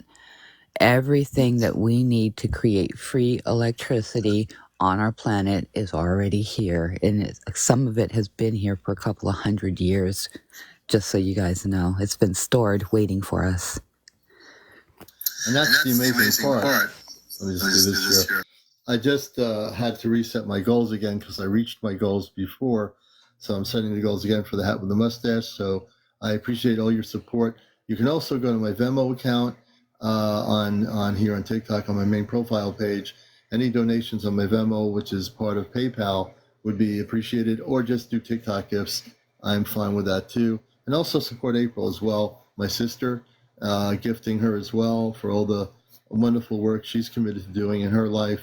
And I appreciate that as well. So, and like I said, like we've been talking about, they don't want the public to know. They don't want you, the public, the humanity, to know that there is all these beautiful things that are coming.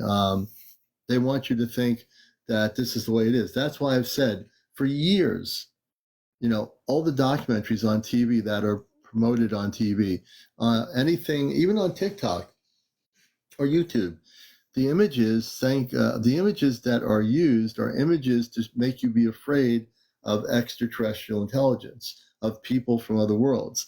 Sci-fi movies, most of which, not all, have been used to create fear in our consciousness. They want you to live in a sense of fear. And our goal is, and our challenge is, and it is certainly a challenge because we have to do this, is to let you know that the people that are coming from the Ashtar command to Earth, all the galactic forces that are coming here because they love you, because you're part of them. They are part of you. We are really an extended family, you see. And they want us not to know that. They want us to believe that we're just merely human beings, that we all have to work, pay taxes, have a religion in our lives or not religion in our lives, have to have problems in our lives. The car breaks down on the highway. You can't get to where you want to go on the jet because you missed your flight. They want to keep us subservient to a certain way of living in order to control the narrative of our planet. Our planet is now operating in a much higher vibrational pattern and than it was 30 years ago, than it was yesterday. We are going into a galactic change that is going to be for the better of our planet, brothers and sisters. And this is the things you should know. You have sickness and coal. There shouldn't be any sickness. There shouldn't be any people suffering. When contact happens, all the things, all the med beds and all the modalities to help us be healthy and live a longer life will be existing. And there is more than just med beds, guys. They're bringing a lot of medical stuff down to help us, and they have also brought down stuff to help us grow plant their type of plant life on our planet as well. I found out that there isn't a chamber that they have created. That is holding a bunch of seeds that are compatible with our planet. So they their type of hydroponic systems are also underneath there, waiting to be put up. They're going to be training human beings how to plant and how to grow and how to utilize how they do their abundance of plant life and stuff like that. So say after contact happens, you want to be a farmer or you want to grow plants to feed our planet. They have brought all that stuff down with them so that we can learn how to grow an abundance of food like how they do. Yeah, see, that's the beautiful thing, and that's where we're going in terms of. Let me do this here, right? And that's where we're going in terms of our planet. These are all the things that are going to change the way, brothers and sisters, the way we live as Earth humans. All the life forms will be protected. There'll be no more destruction by reverse engineered technology by our government using technology given by negative ETs. That's going to be gone. The command is taking care of that. So the command will take care of that and is taking care of that. And there will be no more negative ETs hiding on our planet. As I said before, they are going after every area of our planet where they're hiding. They're being captured and they're being given a choice. And also, if they agree to change their ways, they are able to proceed to work in a positive way with us. That's one thing. As was stated earlier, excuse me, the negative ETs that are those that have been forced to work subserviently to their leaders of the negative ETs, they're being given a choice. In most cases, this planet will be cleansed of any negative ETs anywhere hiding in a cave, under the earth, in the earth, anywhere they will be found. And also, the command is making sure that no negative ETs come in through portals. When a galactic portal is open, it also sometimes will, and we've seen this happen, they'll try to sneak in through the open portal. So that's being monitored, and we're being very careful to make sure that no more of this negativity stuff happens where they bring in another group to come in and cause problems. Because as April was saying, and as I've stated before, contact is going to happen. They're freaking out over it. There are people in the Pentagon that are fighting each other over it.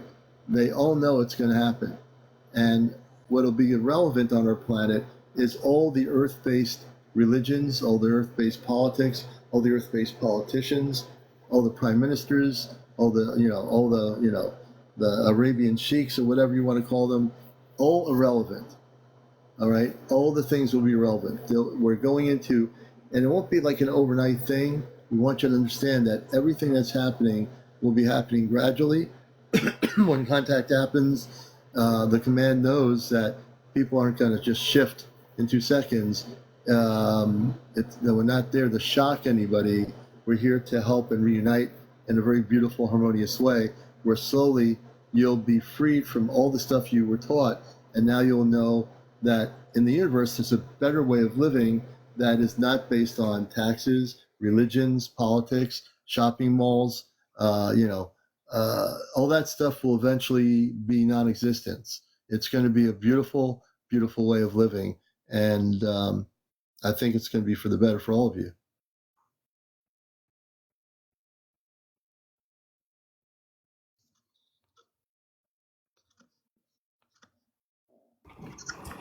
Yeah, and what the commander is saying is true, that after contact happens, guys, all this stuff is going to happen. And for the people that aren't ready, the people that just simply don't believe or don't, those people will stay as they are. But the rest of us, and guys, let me just start by saying this.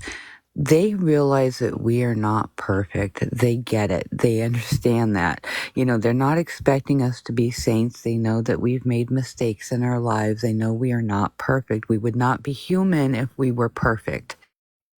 Nobody's perfect. Even space people are not perfect. They have space people problems too, guys. So I just wanted to say that, when the shift does happen and the people that are ready to move over, they will be the ones to move over. The ones that simply do not believe, do not want to move, they will stay as they are, just living this humdrum life. The rest of us will be going to our new paradise, guys. And that's exactly what it's going to be like. They want to put our planet back to the paradise it used to be, but with technology. And that's the thing. Like for many years, I've said to people, there are multiple Earth realities. What does that mean? So yeah, there's an Earth reality where things are going on a spiral down the wrong way. There's an Earth reality that is this Earth, which is going in a spiral in a very positive way. So if you understand multiple Earth realities, there are multiple Mars realities, there are multiple Venus realities, there are multiple Jupiter realities, there are multiple Saturn realities. What do I mean? Each reality is different. Each parallel is different. So if you take the right road and make a right turn, that road might lead you to another place that is really beautiful and great. You might take the other turn and go to the other reality, which is the opposite of good and great. So there's multiple choices. In truth, we always have choices, right? And we are on Earth, even though with all the problems we have in the last-ditch efforts to try to stop contact, they are losing. They've been defeated already, even though they don't think they've been defeated in their own minds. These government people around the world that are working in conjunction with the negative ETs have totally been defeated. They might not accept the defeat, but it's going to be like Avatar. Remember the movie Avatar, where in the movie the people are living in harmonious relationship, and these military people, they want to destroy them, but in the end they have to give up, the military people, because they were no match for the Avatar, and the people in the Avatar defeated them, and they went back to harmonious relationship with the creator, right? I'm using that analogy for one reason. These people in government are trying to do the same thing to the Ashtar command. They're trying to use reverse engineer technologies to destroy our space people in the oceans, the mer people, and others that have existed for billions of years living on Earth in our oceans. Okay, that's not gonna be allowed anymore. I mean, it was never really to be allowed to begin with, but we're going into a much more beautiful place, but we're also having to deal with this other thing that is going to be stopped completely. I'm going to turn over to people. Now, I just saw the question. Have you guys heard about the space arcs? No, I haven't. I haven't heard about any space arcs. I haven't either. At least not by the space people. There are not any. I don't know if the government is up to any of that stuff, but I can tell you that the Ashtar command does not have any space arcs. Everything will be shifted over in its own time, and it will. Like the commander was saying, it won't be so it's a huge shock to our systems. But everybody that is ready, the believers, the people that, are trying to keep their vibrations high. And again, guys, they don't expect you guys to be perfect. They only expect you guys to want better for yourselves and better for our planet. That's what they want. They know we are not perfect. They are coming with the technology to be able to heal all these sicknesses that the government has given us, like cancer and things like that.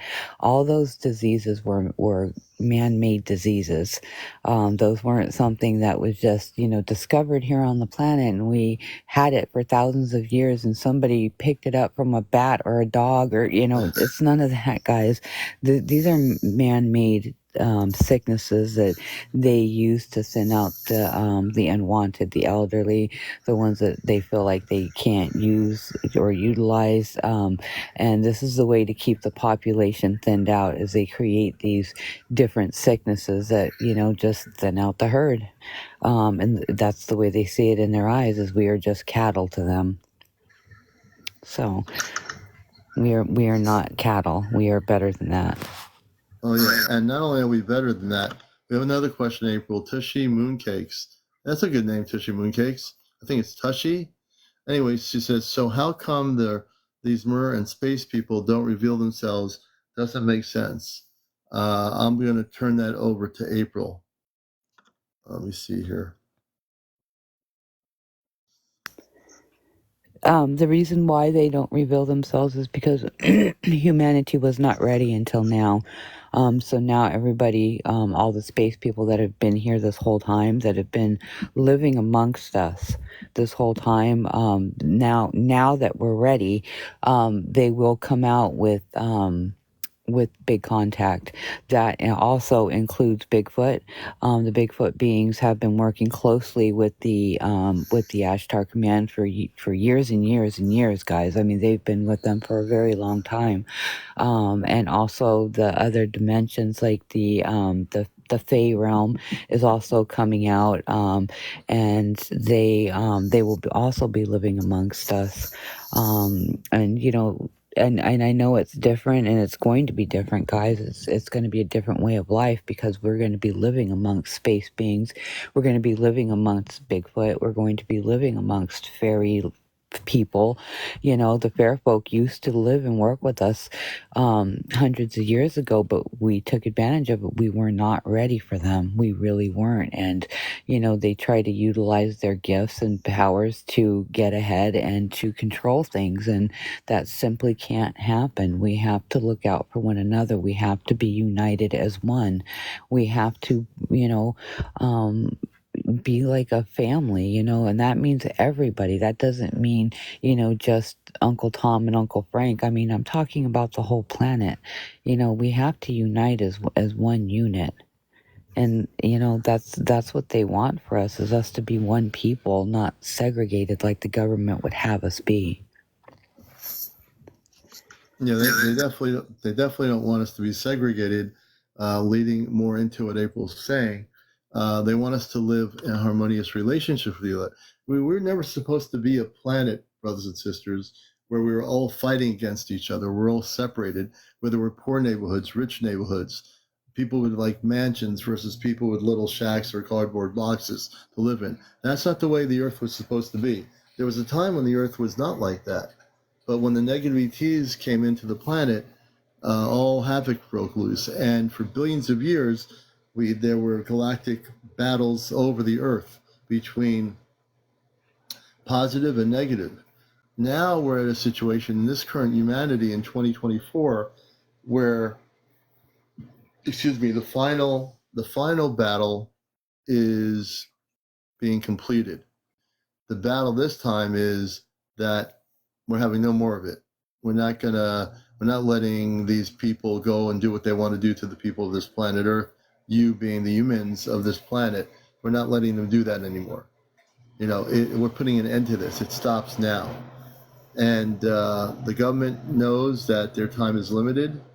And if you do watch news once in a while on Earth, you can see how much this planet is in disarray. The politicians, all these people, they're in disarray. They can't even run a government, no less, because the whole thing is going to fall apart. Every structure around the world, all the religious structures, the Vatican, it doesn't matter if you're the Prime Minister of England or whatever, all these structures are going to fall apart because organically they have to. It's like taking a plant. When you put a seed in the ground, because I grow watermelons, but when you put a seed in the ground, it will sprout. When the season's over for growing something, that plant will organically become soil. And then in the spring, you plant a new seed. And what happens? A new plant with flower sprouts, and a new watermelon grows. So organically, the structures on this planet that are of limitation are going to actually eventually fall apart. All right, when contact happens, these structures and these egotistical forms of energy will be falling apart too, meaning it is an energy, right? Ego is an energy. If ego does not exist in terms of its lust for power, then it no longer has any power. And if it no longer has any power, it means that we as a society, the human population, will now live in harmonious relationship with the Creator. And that's what April and I are talking about when we talk about the beauty of what's coming. It's going to shift everything. It's going to be brand new for billions of human beings on this planet. But even though it's going to be brand new for billions of you out there around the planet, understand, by the time this happens, you'll be living in a much more different place than you are now. You're not going to have headaches and fight with your spouse over the bills. You're not going to have to fight over who gets a new car. It's not going to be that kind of way on Earth. You're going to be living in a different type of way, that is far, far more harmonious than the way you're currently living in this current timeline. Turn over to April.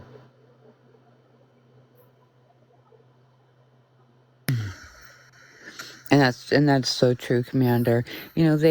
They what they want for us is they want us to do better for ourselves. They aren't coming to do it all for us, guys. But while you were talking, the command came across over my phone, and they wanted me to tell you guys about the battle that is quietly happening as we speak. There is a war going on, guys, as we speak, and the war is against these negative ETs that are still on our planet. The Ashtar command has been quietly battling these beings, getting them off the planet, and these are the reptilians, the Zetas, and hopefully we can round up these new ETs that are here. We need to get them out of here. And so this has been quietly happening. These guys have been here helping us this whole time, but they've kept it very quiet, very low key, as to not disturb our way of living, our way of life, the way we're living right now. After contact happens, then they're going to be disturbing us. because everything is going to change, and it's going to be changing for the good, guys. We're going to have different places to live. We're going to be integrated in with all these different species of space people. That includes the mer people. We're going to be able to have the choice to live underneath the ocean's waters and the cities that are down there, or live in the cities that are floating in our clouds. And this is a way too of them making things a little bit easier for the land part of our Earth, because we have so much of our planet that we haven't even utilized yet, guys. We don't even know what's completely at the bottom of our oceans, but guess what? These guys do. They've been down there all this time, and there are so many different beings that have been living amongst us that we didn't even realize it. I've heard testimony. That's how they started my journey, guys, with them. Is they would send me out to go listen to testimonies of different space people that have been living on our planet now for thousands of years. This is the mer people, the Bigfoots. This is the fairies, the elves, and there's just so many different ones, guys. I mean, did you know that octopus were really not from our planet? They came from the same planet as the mer people. Their planet became uninhabitable because their waters were too toxic for them to live in.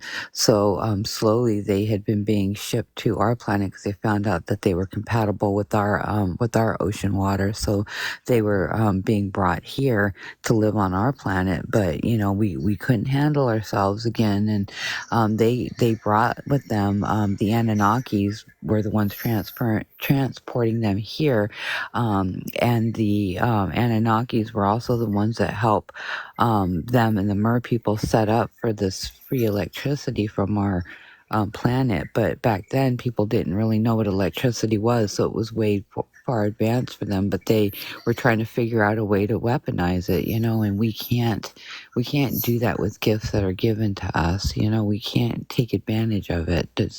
It's not good. They again understand that we are humans and we make mistakes, but if you continue to make those mistakes and continue to do harm to others, then you're not moving forward, and there will be consequences to face, and it'll be us us all together as a planet to decide your fate, not just one group of people. Right. And let's see here. I'm just seeing some questions here. Okay, so question is, Timonius in Mexico says, should we not eat octopus? I'm going to switch it over to April.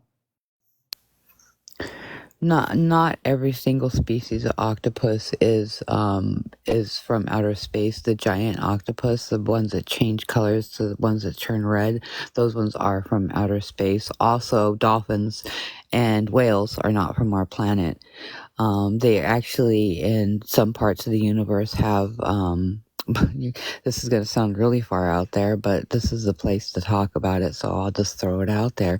There are space whales that travel through the portals in our universe. So out there in space, they jump from hole to hole, and it kind of reminds me of that whale TikTok gift where it looks like the whale's coming out of the hole. That's what they look like. They're big, beautiful beings that just travel around, fly or float around through our universe, and they jump through portals to get where they need to go. So that's the thing. So that was a good question. I didn't know the answer for specifically that question, but April, thank you for answering that question. Let's see here. And you're watching Ashtar Command Q&A. Also let you know that our Ashtar Command watches the show on a monitoring screen. They're watching and they can see all your comments right now. If you're not sure of this, and this is all new to you, we are in direct contact with our space people on the ship. My friend, Sister April, has been on the ship over 44 plus times. I don't even keep track anymore. And so we're here on this night really to answer your questions, to give you honest information. And as April stated earlier, and the Astro Command told April, and I knew this to be true, that we are in a galactic war against the negative ETs, against the Earth-based government that is supporting the negative ETs, and we are going to defeat them. But we are defeating them, and then with this new group of ETs, which I've never heard of before, they are going to be stopped as well. They're not a large group, but they are definitely troublemakers, and they are going to be stopped by the Ashtar Command. We have many fleets of ships that are coming to Earth beyond your understanding. Many of the ships that are coming are cloaked, so they cannot be detected by any Earth-based military radar. We have lots of people from other planets that are with the Ashtar Command now coming to Earth. And as was stated earlier, they're coming, thank you, Karen82, they're coming to assist. And in the end result, you're going to see and understand more things in reality once contact happens. When contact happens, it will affect you in a most beautiful way. But the first thing we have to do is complete this galactic war that's going on. For many years, I never would use the term galactic war, but I knew in my heart there was definitely a battle going on about the Earth, and it's going to be over soon, folks. I will tell you, the command is doing everything it can to make sure that these other third group of ETs, whoever they are, they're going to be stopped, and they're going to be also sent off planet once they're captured. We're not going to let this happen. We're not going to let the government try to destroy contact, because they cannot destroy it, because our forces are way more powerful than anything they have. No matter what they put against us, our Ashtar Command people, who I love, my mother, my father, my two sisters and brother, I love them dearly, as April loves her family, and we love, just in general, all the people in the Ashtar Command off planet that are representing their own planetary worlds, who are giving time and effort to come here to assist the Earth. We are very thankful for that. And you're going to be we're living in extraordinary times. Give me some water here.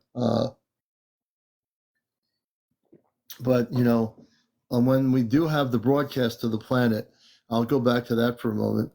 When they're ready to have me, and they'll tell me when they're ready, it's going to really shatter the control of the planet. Because when I broadcast to the people of Earth, we'll be taking over all the transmitters of all the major broadcast stations, which to me, I'm like thinking in my head, I've been meditating about this, what that's going to be like. It's just going to be like me talking to people on TikTok. We have almost 300 people here.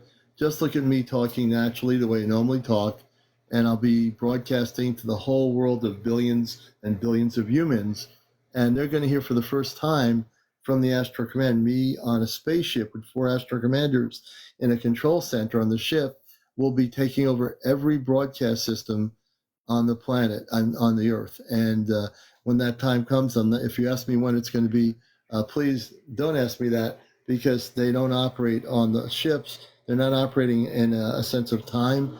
They will contact me, as they have contacted April when she was contacted for the first time. They will contact me when they're ready to do the broadcast.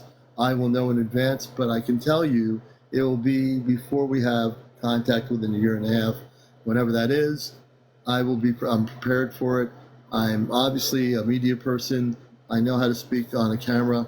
But it will definitely shatter all these people that own these big corporations of TV stations. Whether they're happy or not, it doesn't matter. It's going to be a glorious time when we do the broadcast, and it's going to liberate. That's going to be the liberation of the planet. That broadcast right there, whenever it is, whatever the command wants me to say, it's going to be to the benefit of humanity and all life forms when I do speak before the planet Earth. I'm going to turn over back to April, and if the Ashtar Command wants to chime in on the ships, please do. I don't want to leave them out of this discussion. Oh, here we go. All right. Oh. Come on, microphone. Wait a minute. I'm going to let April turn her mic on. Okay, there we go. Okay, so yeah, the broadcast. So basically, what will be happening is the commander will be doing a blow by blow while it's happening. There will be a couple of space people with him from the command, so they can actually see these space beings, and the commander will be doing a broadcast. for the planet when contact happens, and these will be for the people who aren't experiencing it or aren't outside to see it. And most people are tuned into TV, so the TVs will be taking over. People that might still be afraid, might not know that these are good space beings that are coming. We'll have all be covering all bases, and the TVs will be one of them. And the commander was chosen to do this broadcast. And so, yeah, that's really it. He'll be doing a blow by blow when it happens, and that's what's going to happen. I'm not sure how everything will happen, how it will go down, and I definitely don't know when it will happen, because I'm not privileged to that information. They have a plan. They know what they're doing. So I'm trusting and having faith in them, that they know what they're doing. And I also have that same faith. Like, for example, people have asked me about the contact part of, when we go on the ship and do the broadcast, but I leave it up to my space family and the greater space family of the council. They will contact me when they're ready. Like, April would not know this when that's going to happen, because she wouldn't even know when she's going to be taken on the ship. Sometimes they'll come and say, "Okay, April, we got to go on the ship right now." It's not, we don't know when this is going to happen. We know it's going to happen before a year and a half before major contact. We know that. So I have plenty of time. I've had plenty of months to get myself prepared for going off planet, and I'm mentally prepared, and I am absolutely 100% ready to do whatever I'm supposed to do in helping the people of Earth. And it's going to be an experience, to say the least. It's going to be different than me being here sitting on the phone or on TikTok, but it's going to be important to understand. Yeah, that it's going to be for the whole planet. The five of us will each have a specific job. The people of our group will, our specific five were the first chosen. We have a specific mission that we will be doing before contact happens. Each one of us were chosen for specific skills, specific skill set that we have to complete this mission. And it's a serious mission, guys. We cannot talk to the public about it. You guys will know after it happens, but not before then. But until that, we will also, while that is going on, they will also be training us on how to best serve humanity for when contact happens. This is to represent the space people, guys. It's not just the one TV contact show. This is for the whole team, the whole groups of all of us five will be across the planet representing the Ashtar Command and the good space beings when they do come and make themselves known to our planet, that they are here. And then things will start to happen after that. Changes will start happening in our lives. Things will start getting better for us. We might go through a little rough patch while the change is happening. People still might be confused about what's going on. And it's our job to ease their minds. It's our jobs to, as light workers and as healers, and, to start as star seeds, to start spreading awareness out there that contact will be happening, and that these beings are here to help our planet and to help us, free us from the enslavement that the government has put us in.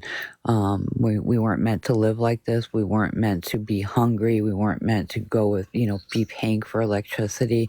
And we certainly weren't meant to age like this. This was their government's little plot as to how to control us.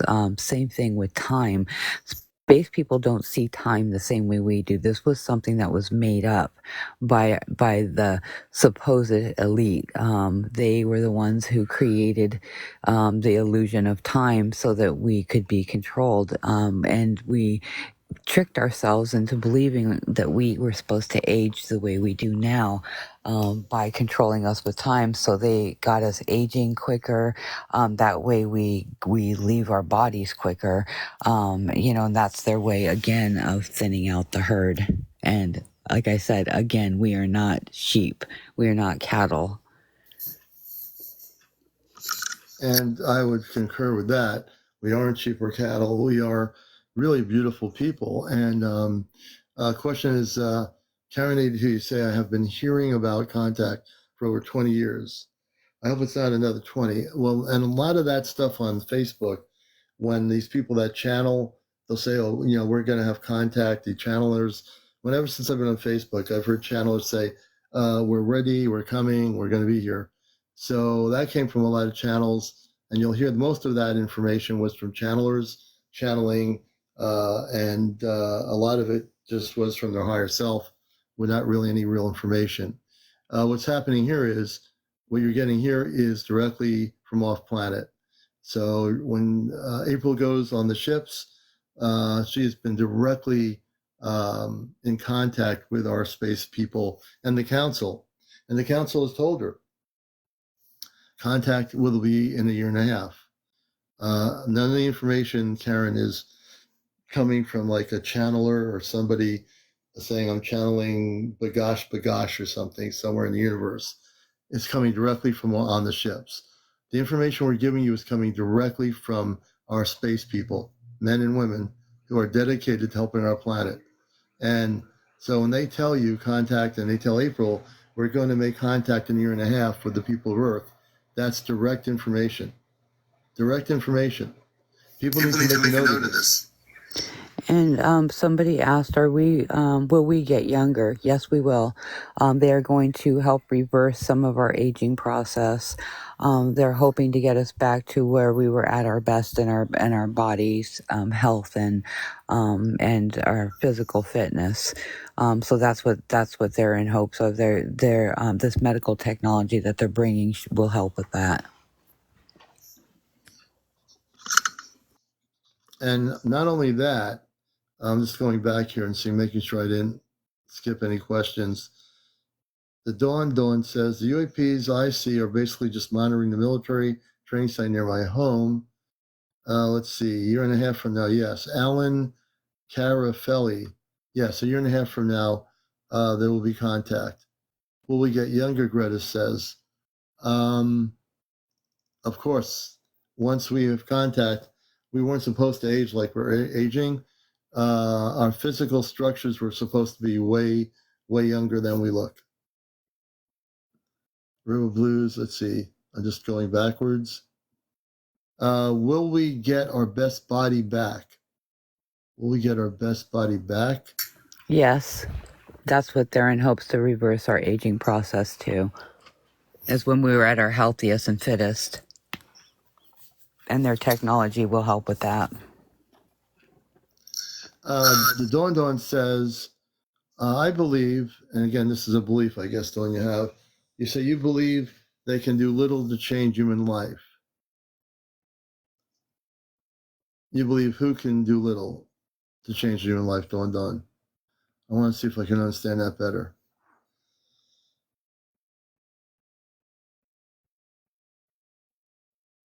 I'm just looking at your questions.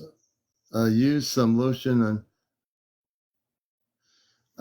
That's not, all those little things to make you stay young, that's just artificial. What we're talking about is physically you're not supposed to be old. When contact happens, as April was just saying, there is a way to have us go back to where they were supposed to be, which we're not supposed to be looking like we're 100 years old and losing our hair. We will be able to regain the ability to be young again the way we were supposed to be before all this other stuff happened a long time ago.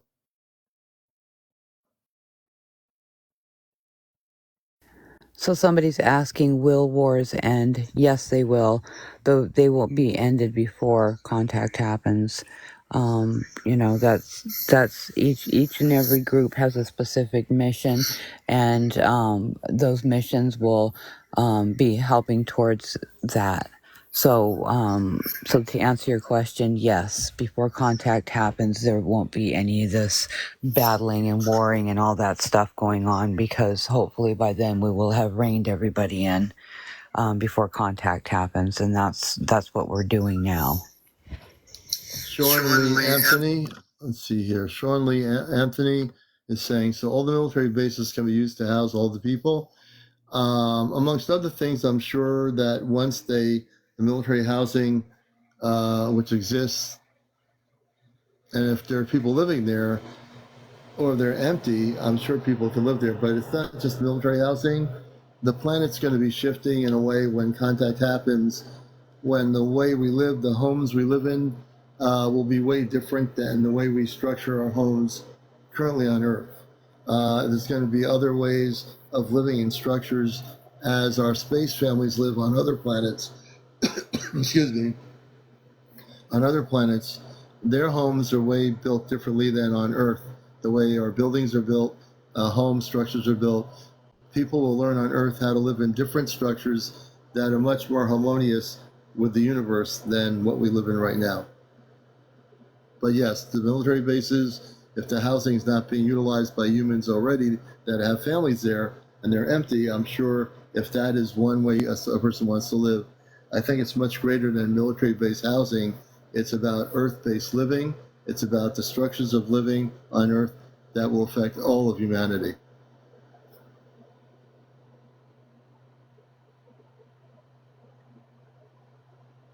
And we are here to answer your questions here on Ashtar Command Q&A. Not just April and I, but our space people of the Ashtar Command are listening.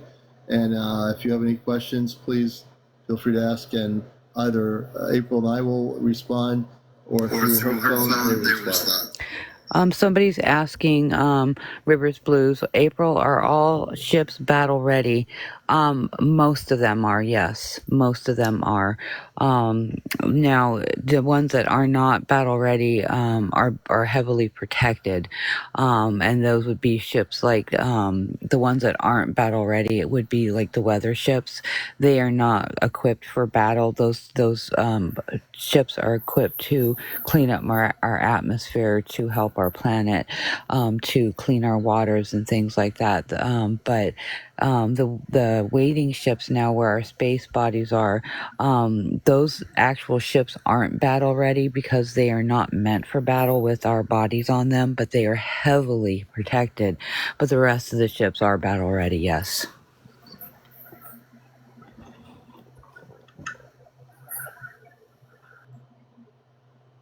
Yeah, already, let's see here. And that's the thing. If we didn't have battle-ready ships, that would have, been the way these negative ETs would have done what they've done with our government. But the good news is that this battle, this galactic war that's been going on for billions of years, it hasn't just been going on in current humanity, folks. There's been a conflict in our galaxy, in our universe, for a long time. And now all the forces of light are banding together and finally saying we've had enough of this. And it's not just going to affect Earth reality, but other planets in our system that were affected by these negative ETs. They're also being liberated from that experience, or they have been. And our Earth is, again, one of the final planets in this particular universe that is going to be liberated from what we've been going through for so long. It's not just for 70 years or 80 years. You're talking about Earth being billions of years old. Just imagine all the different interactions that happen on Earth, all the galactic battles that have been happening throughout Earth history in its existence with these negative ETs. Just think about that for a moment. But we want you to know, beyond all of that stuff that's going on, that's going to be part of the ending of an old history of Earth, where we're going to be coming into, let me put it this way, a place where you can live in peace, where you can live in a harmonious relationship, where you can have families, you can have your babies, and your babies will grow up to live on a planet of love and peace. These are the things that are coming your way.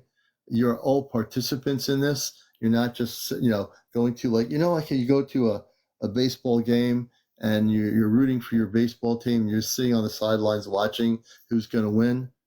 This is not a sideline thing. This is something where you're going to be participants. This is where you're going to be involved in this, because you have to be. This is the planet you live on. We want you to be interactive, involved in it, because you're going to be living a new life. When you have children, if you're not married and you get married and have kids, your kids are going to live on a planet way different than you were as a kid. They're going to live on a planet where there's going to be intergalactic travel, where you're going to be able to visit other planets and visit other people and have that beautiful relationship and that experience that you're not having. It was never meant to be the way it is. You should have been able to do all this stuff years ago. But because of what's been going on, because of the control mechanism put on the planet by the negative humans and the negative ETs that were in control, it didn't happen. But now it's going to happen, you see. And that's a beautiful part of it.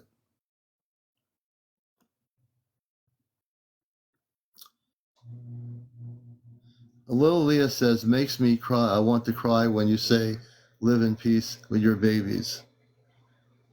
Little Leah, yes. And you will actually be able to live in peace. Many people were affected by what happened in the oceans that April talked about when she told the story the other day. And everything's being healed. There's a healing process going on, and everything's being renewed. I'll use the word renewed. The vegetation, all that's being renewed with the command's help in the oceans. So, but once all of this has transpired, once we are able to officially come together like this, in full contact, your lives are going to be way different than they are now. You're going to have much more beautiful lives than you've ever imagined having in your life. Can you just, if you all close your eyes for a moment, think about this. Don't even think about it. Just close your eyes for a moment. Take a deep breath, everybody. Our space family and the ships can do this too if they wish. And just imagine how beautiful it's going to be. Just imagine putting a picture. We'll put a picture in your consciousness. I'm going to do something here. We're going to put a picture in your consciousness in here. I want everyone to do this. I want everyone to receive the new earth. Perceive how beautiful it's going to be. Perceive how your reality is going to shift and change forever. And how the greater good, the love that we have for all of you, is never ending. When I say that, I speak on behalf of my space family, the Ashtar Command. Our love for you is endless. I want you to understand that, because we do love you. Don't let anything distract you here. Don't let anything on earth distract you, please. Because those distractions are just to keep you from knowing who you are. And we're here to tell you that we embrace you, we love you. You are our brothers and our sisters, mothers and fathers. We love you. The Ashtar Command loves you.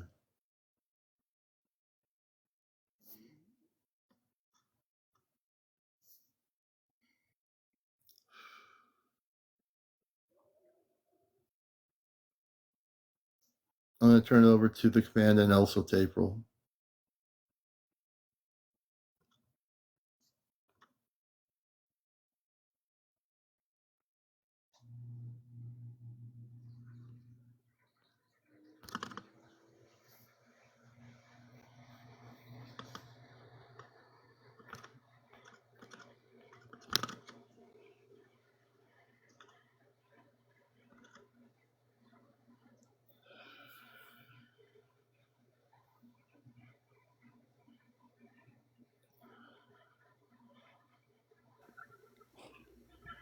There we go. I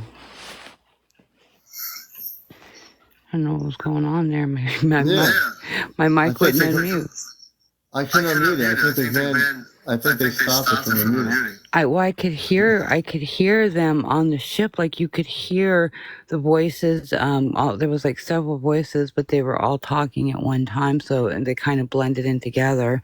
But they want you guys to start, doing things like helping each other and, passing love around and give it freely, guys. Just don't keep your stuff to yourself. Like share who you are with others. All this stuff keeps your vibrations high.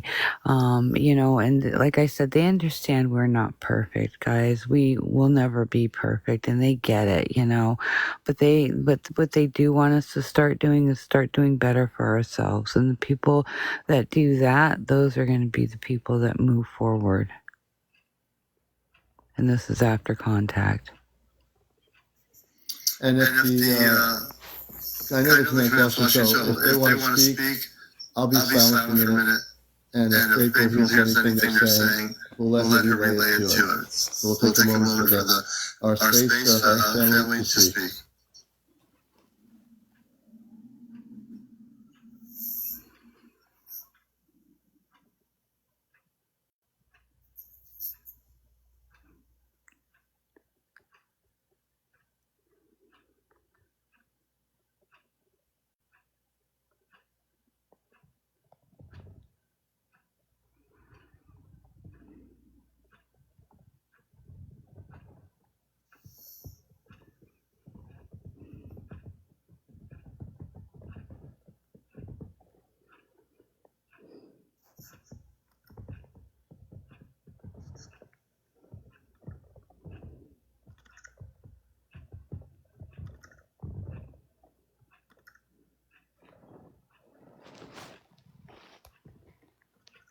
Okay.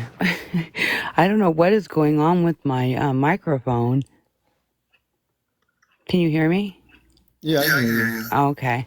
Yeah, I don't know what is going on with my microphone. It keeps doing weird stuff. I can hear them coming across, and I can hear like voices, but I don't know if you're hearing it. I'm hearing voices, but I don't know what they're saying. Sorry about the clock, guys. I can't do anything about that.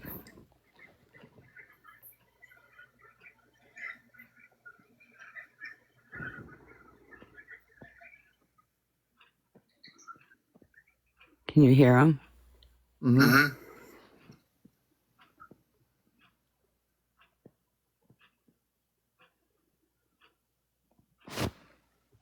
Yeah, it is stopped. Nope, there it goes again.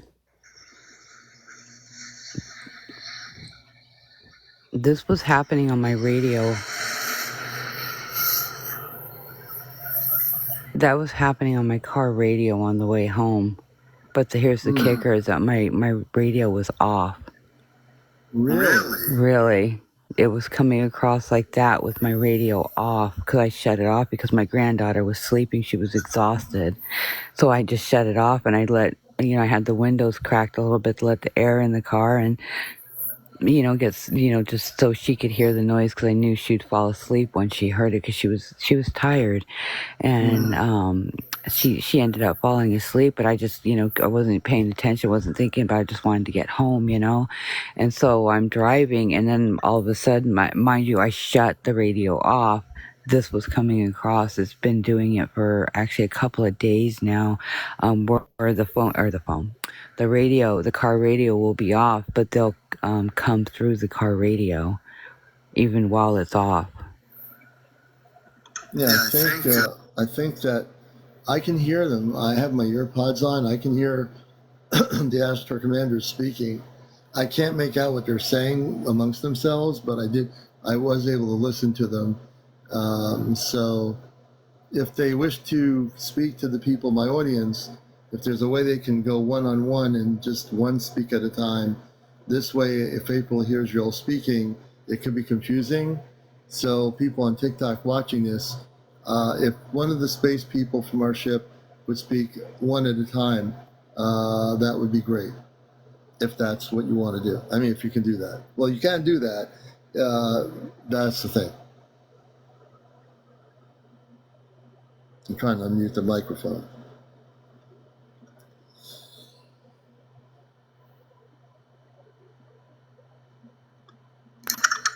There we go.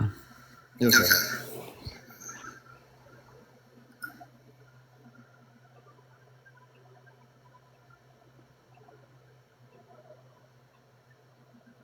And again, if you guys have earbuds or ear pods, put them in, because besides the clock ticking, you can hear them talking.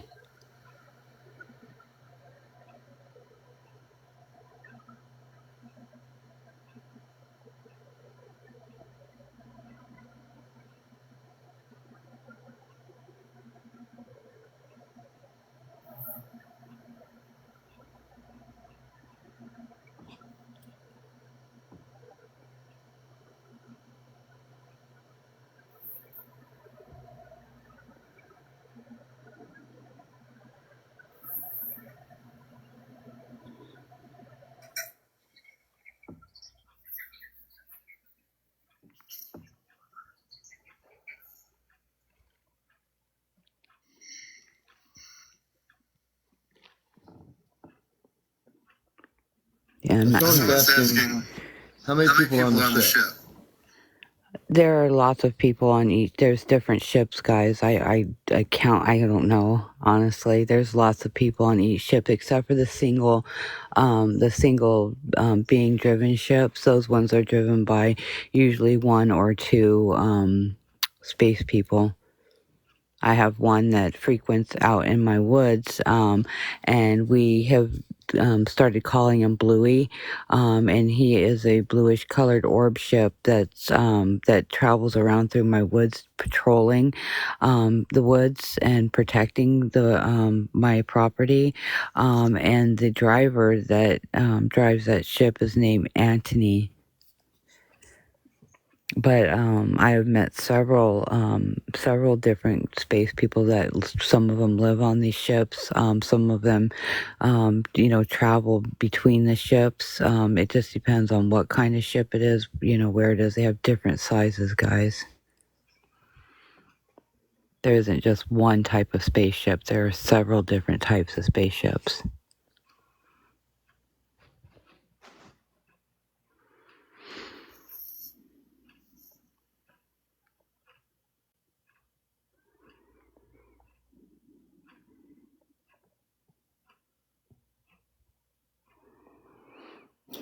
Well, it's definitely getting.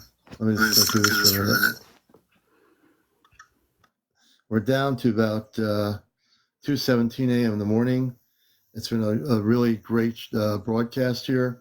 Again, when they speak, when I'm not speaking and reverbing on April's phone, when April has the mic on, you can hear them. When the mic is off, you're not going to hear them at all, actually, because that's not happening. When the mic is on, then you can hear them when they decide to speak. So her phones are able to, they're using the phones to come through when they wish to, but the mic has to be on. If the mic is off, I will not even hear them. If my mic is on and neither one of us says anything, then I can hear them. I got my earpods on, so I can definitely hear them. But again, if the mic is muted, you're not going to hear anything. Let me just see here.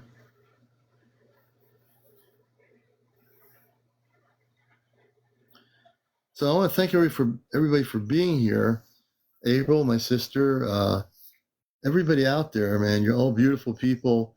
And our regular show is, when I say what is regular about this show, our show Encounters is on Sunday through Friday is our regular show, and Saturdays our Ashtar Command Q&A, and we're going to be having an Ashtar Command gathering set up for April. I mean, not set up for April, set up for, we're going to have it set up for August, and we're going to also do another one in September. So I'll be posting that here. I'll have the dates next week. You'll see it on here. I'll make a video and also mention it on my radio show. I want to turn over to April. I want to thank you all for being here. You've been a blessing, all the new people. Everybody, thank you. We're at 145 thousand. That's crazy. 800 people. We've had tonight 7,100 people view the show tonight since 11 o'clock. 7,100 people viewed the show. So I really want to thank all of you, whether you've been here for 5 minutes, a half hour, the whole time. Thank you, thank you, thank you for being here. And we appreciate you. Hey, Tim. Hey, brother. Good to see you. James is out there down in Florida. Good to see you, brother. And I want to turn it over to April. And also realize when I'm not on, April does lives as well. Please follow April and, follow her when she's live. You'll get a lot of interesting things. April has a lot of fun in her lives and keeps it positive. But also, she'll be outside of her house and you'll see the spaceships and all that kind of stuff. So turn it over to April. Then we're going to say goodnight. I want to thank everybody for your gifts for April. You're all beautiful. And I hope you have a great Sunday. We'll turn it over to April for final comments on this weekend's Q&A. Hi guys, so I just wanted to say thank you guys for having me on, and I love all of you guys, and thank you guys for sticking around. Sorry I was a little late, granddaughter and all, but other than that, guys, love one another, look out for each other, and guys, remember, do the next right thing. You guys have a lovely night, and you guys get some rest. Absolutely. April, sister, have a good night. Love you, brother. We'll be hanging out with you when you're live, too, when I'm not doing anything. And everyone follow, all right? Okay. Here you go. All right, everybody have a good night. This show will be on my YouTube channel, Ashtar Command Spaceship News. You'll be able to rewatch this if you missed any part of the show. You can watch it on my YouTube channel. We're caught up with all our shows. This show will be on there. Every Saturday is our Q&A night. Mark that on your calendar, Saturday nights. Coming in August is our Ashtar Command Contact Project here in Connecticut. I'll let everybody know the date when I have it next week. It'll be promoted on my TikTok and on my radio show. And also in September, we'll be setting up a date for an Ashtar Command C5 contact in both, again, August and in September. All right, everybody, thank you for your gifts. Thanks for being here. If you wish to gift me any gifts, and you can do that, go to my Venmo on my main page here. My Venmo account is on my main link is on my main page. Go to the link. I appreciate it. $5 or $10 or $11. We love you all. Take care. And like I said, follow Friends with Fairies 1111 when she's on, and you'll have it's a great live, and you'll get to, at times, see the spaceships. She goes outside. You'll get to see everything she's documenting, and it's just a beautiful thing. So catch y'all later. Take care. I'm going to sleep, and it's another night done. Sunday morning, we'll be back here, not on live, and Sunday night we'll be live. But have a good day out there, everybody, or good night.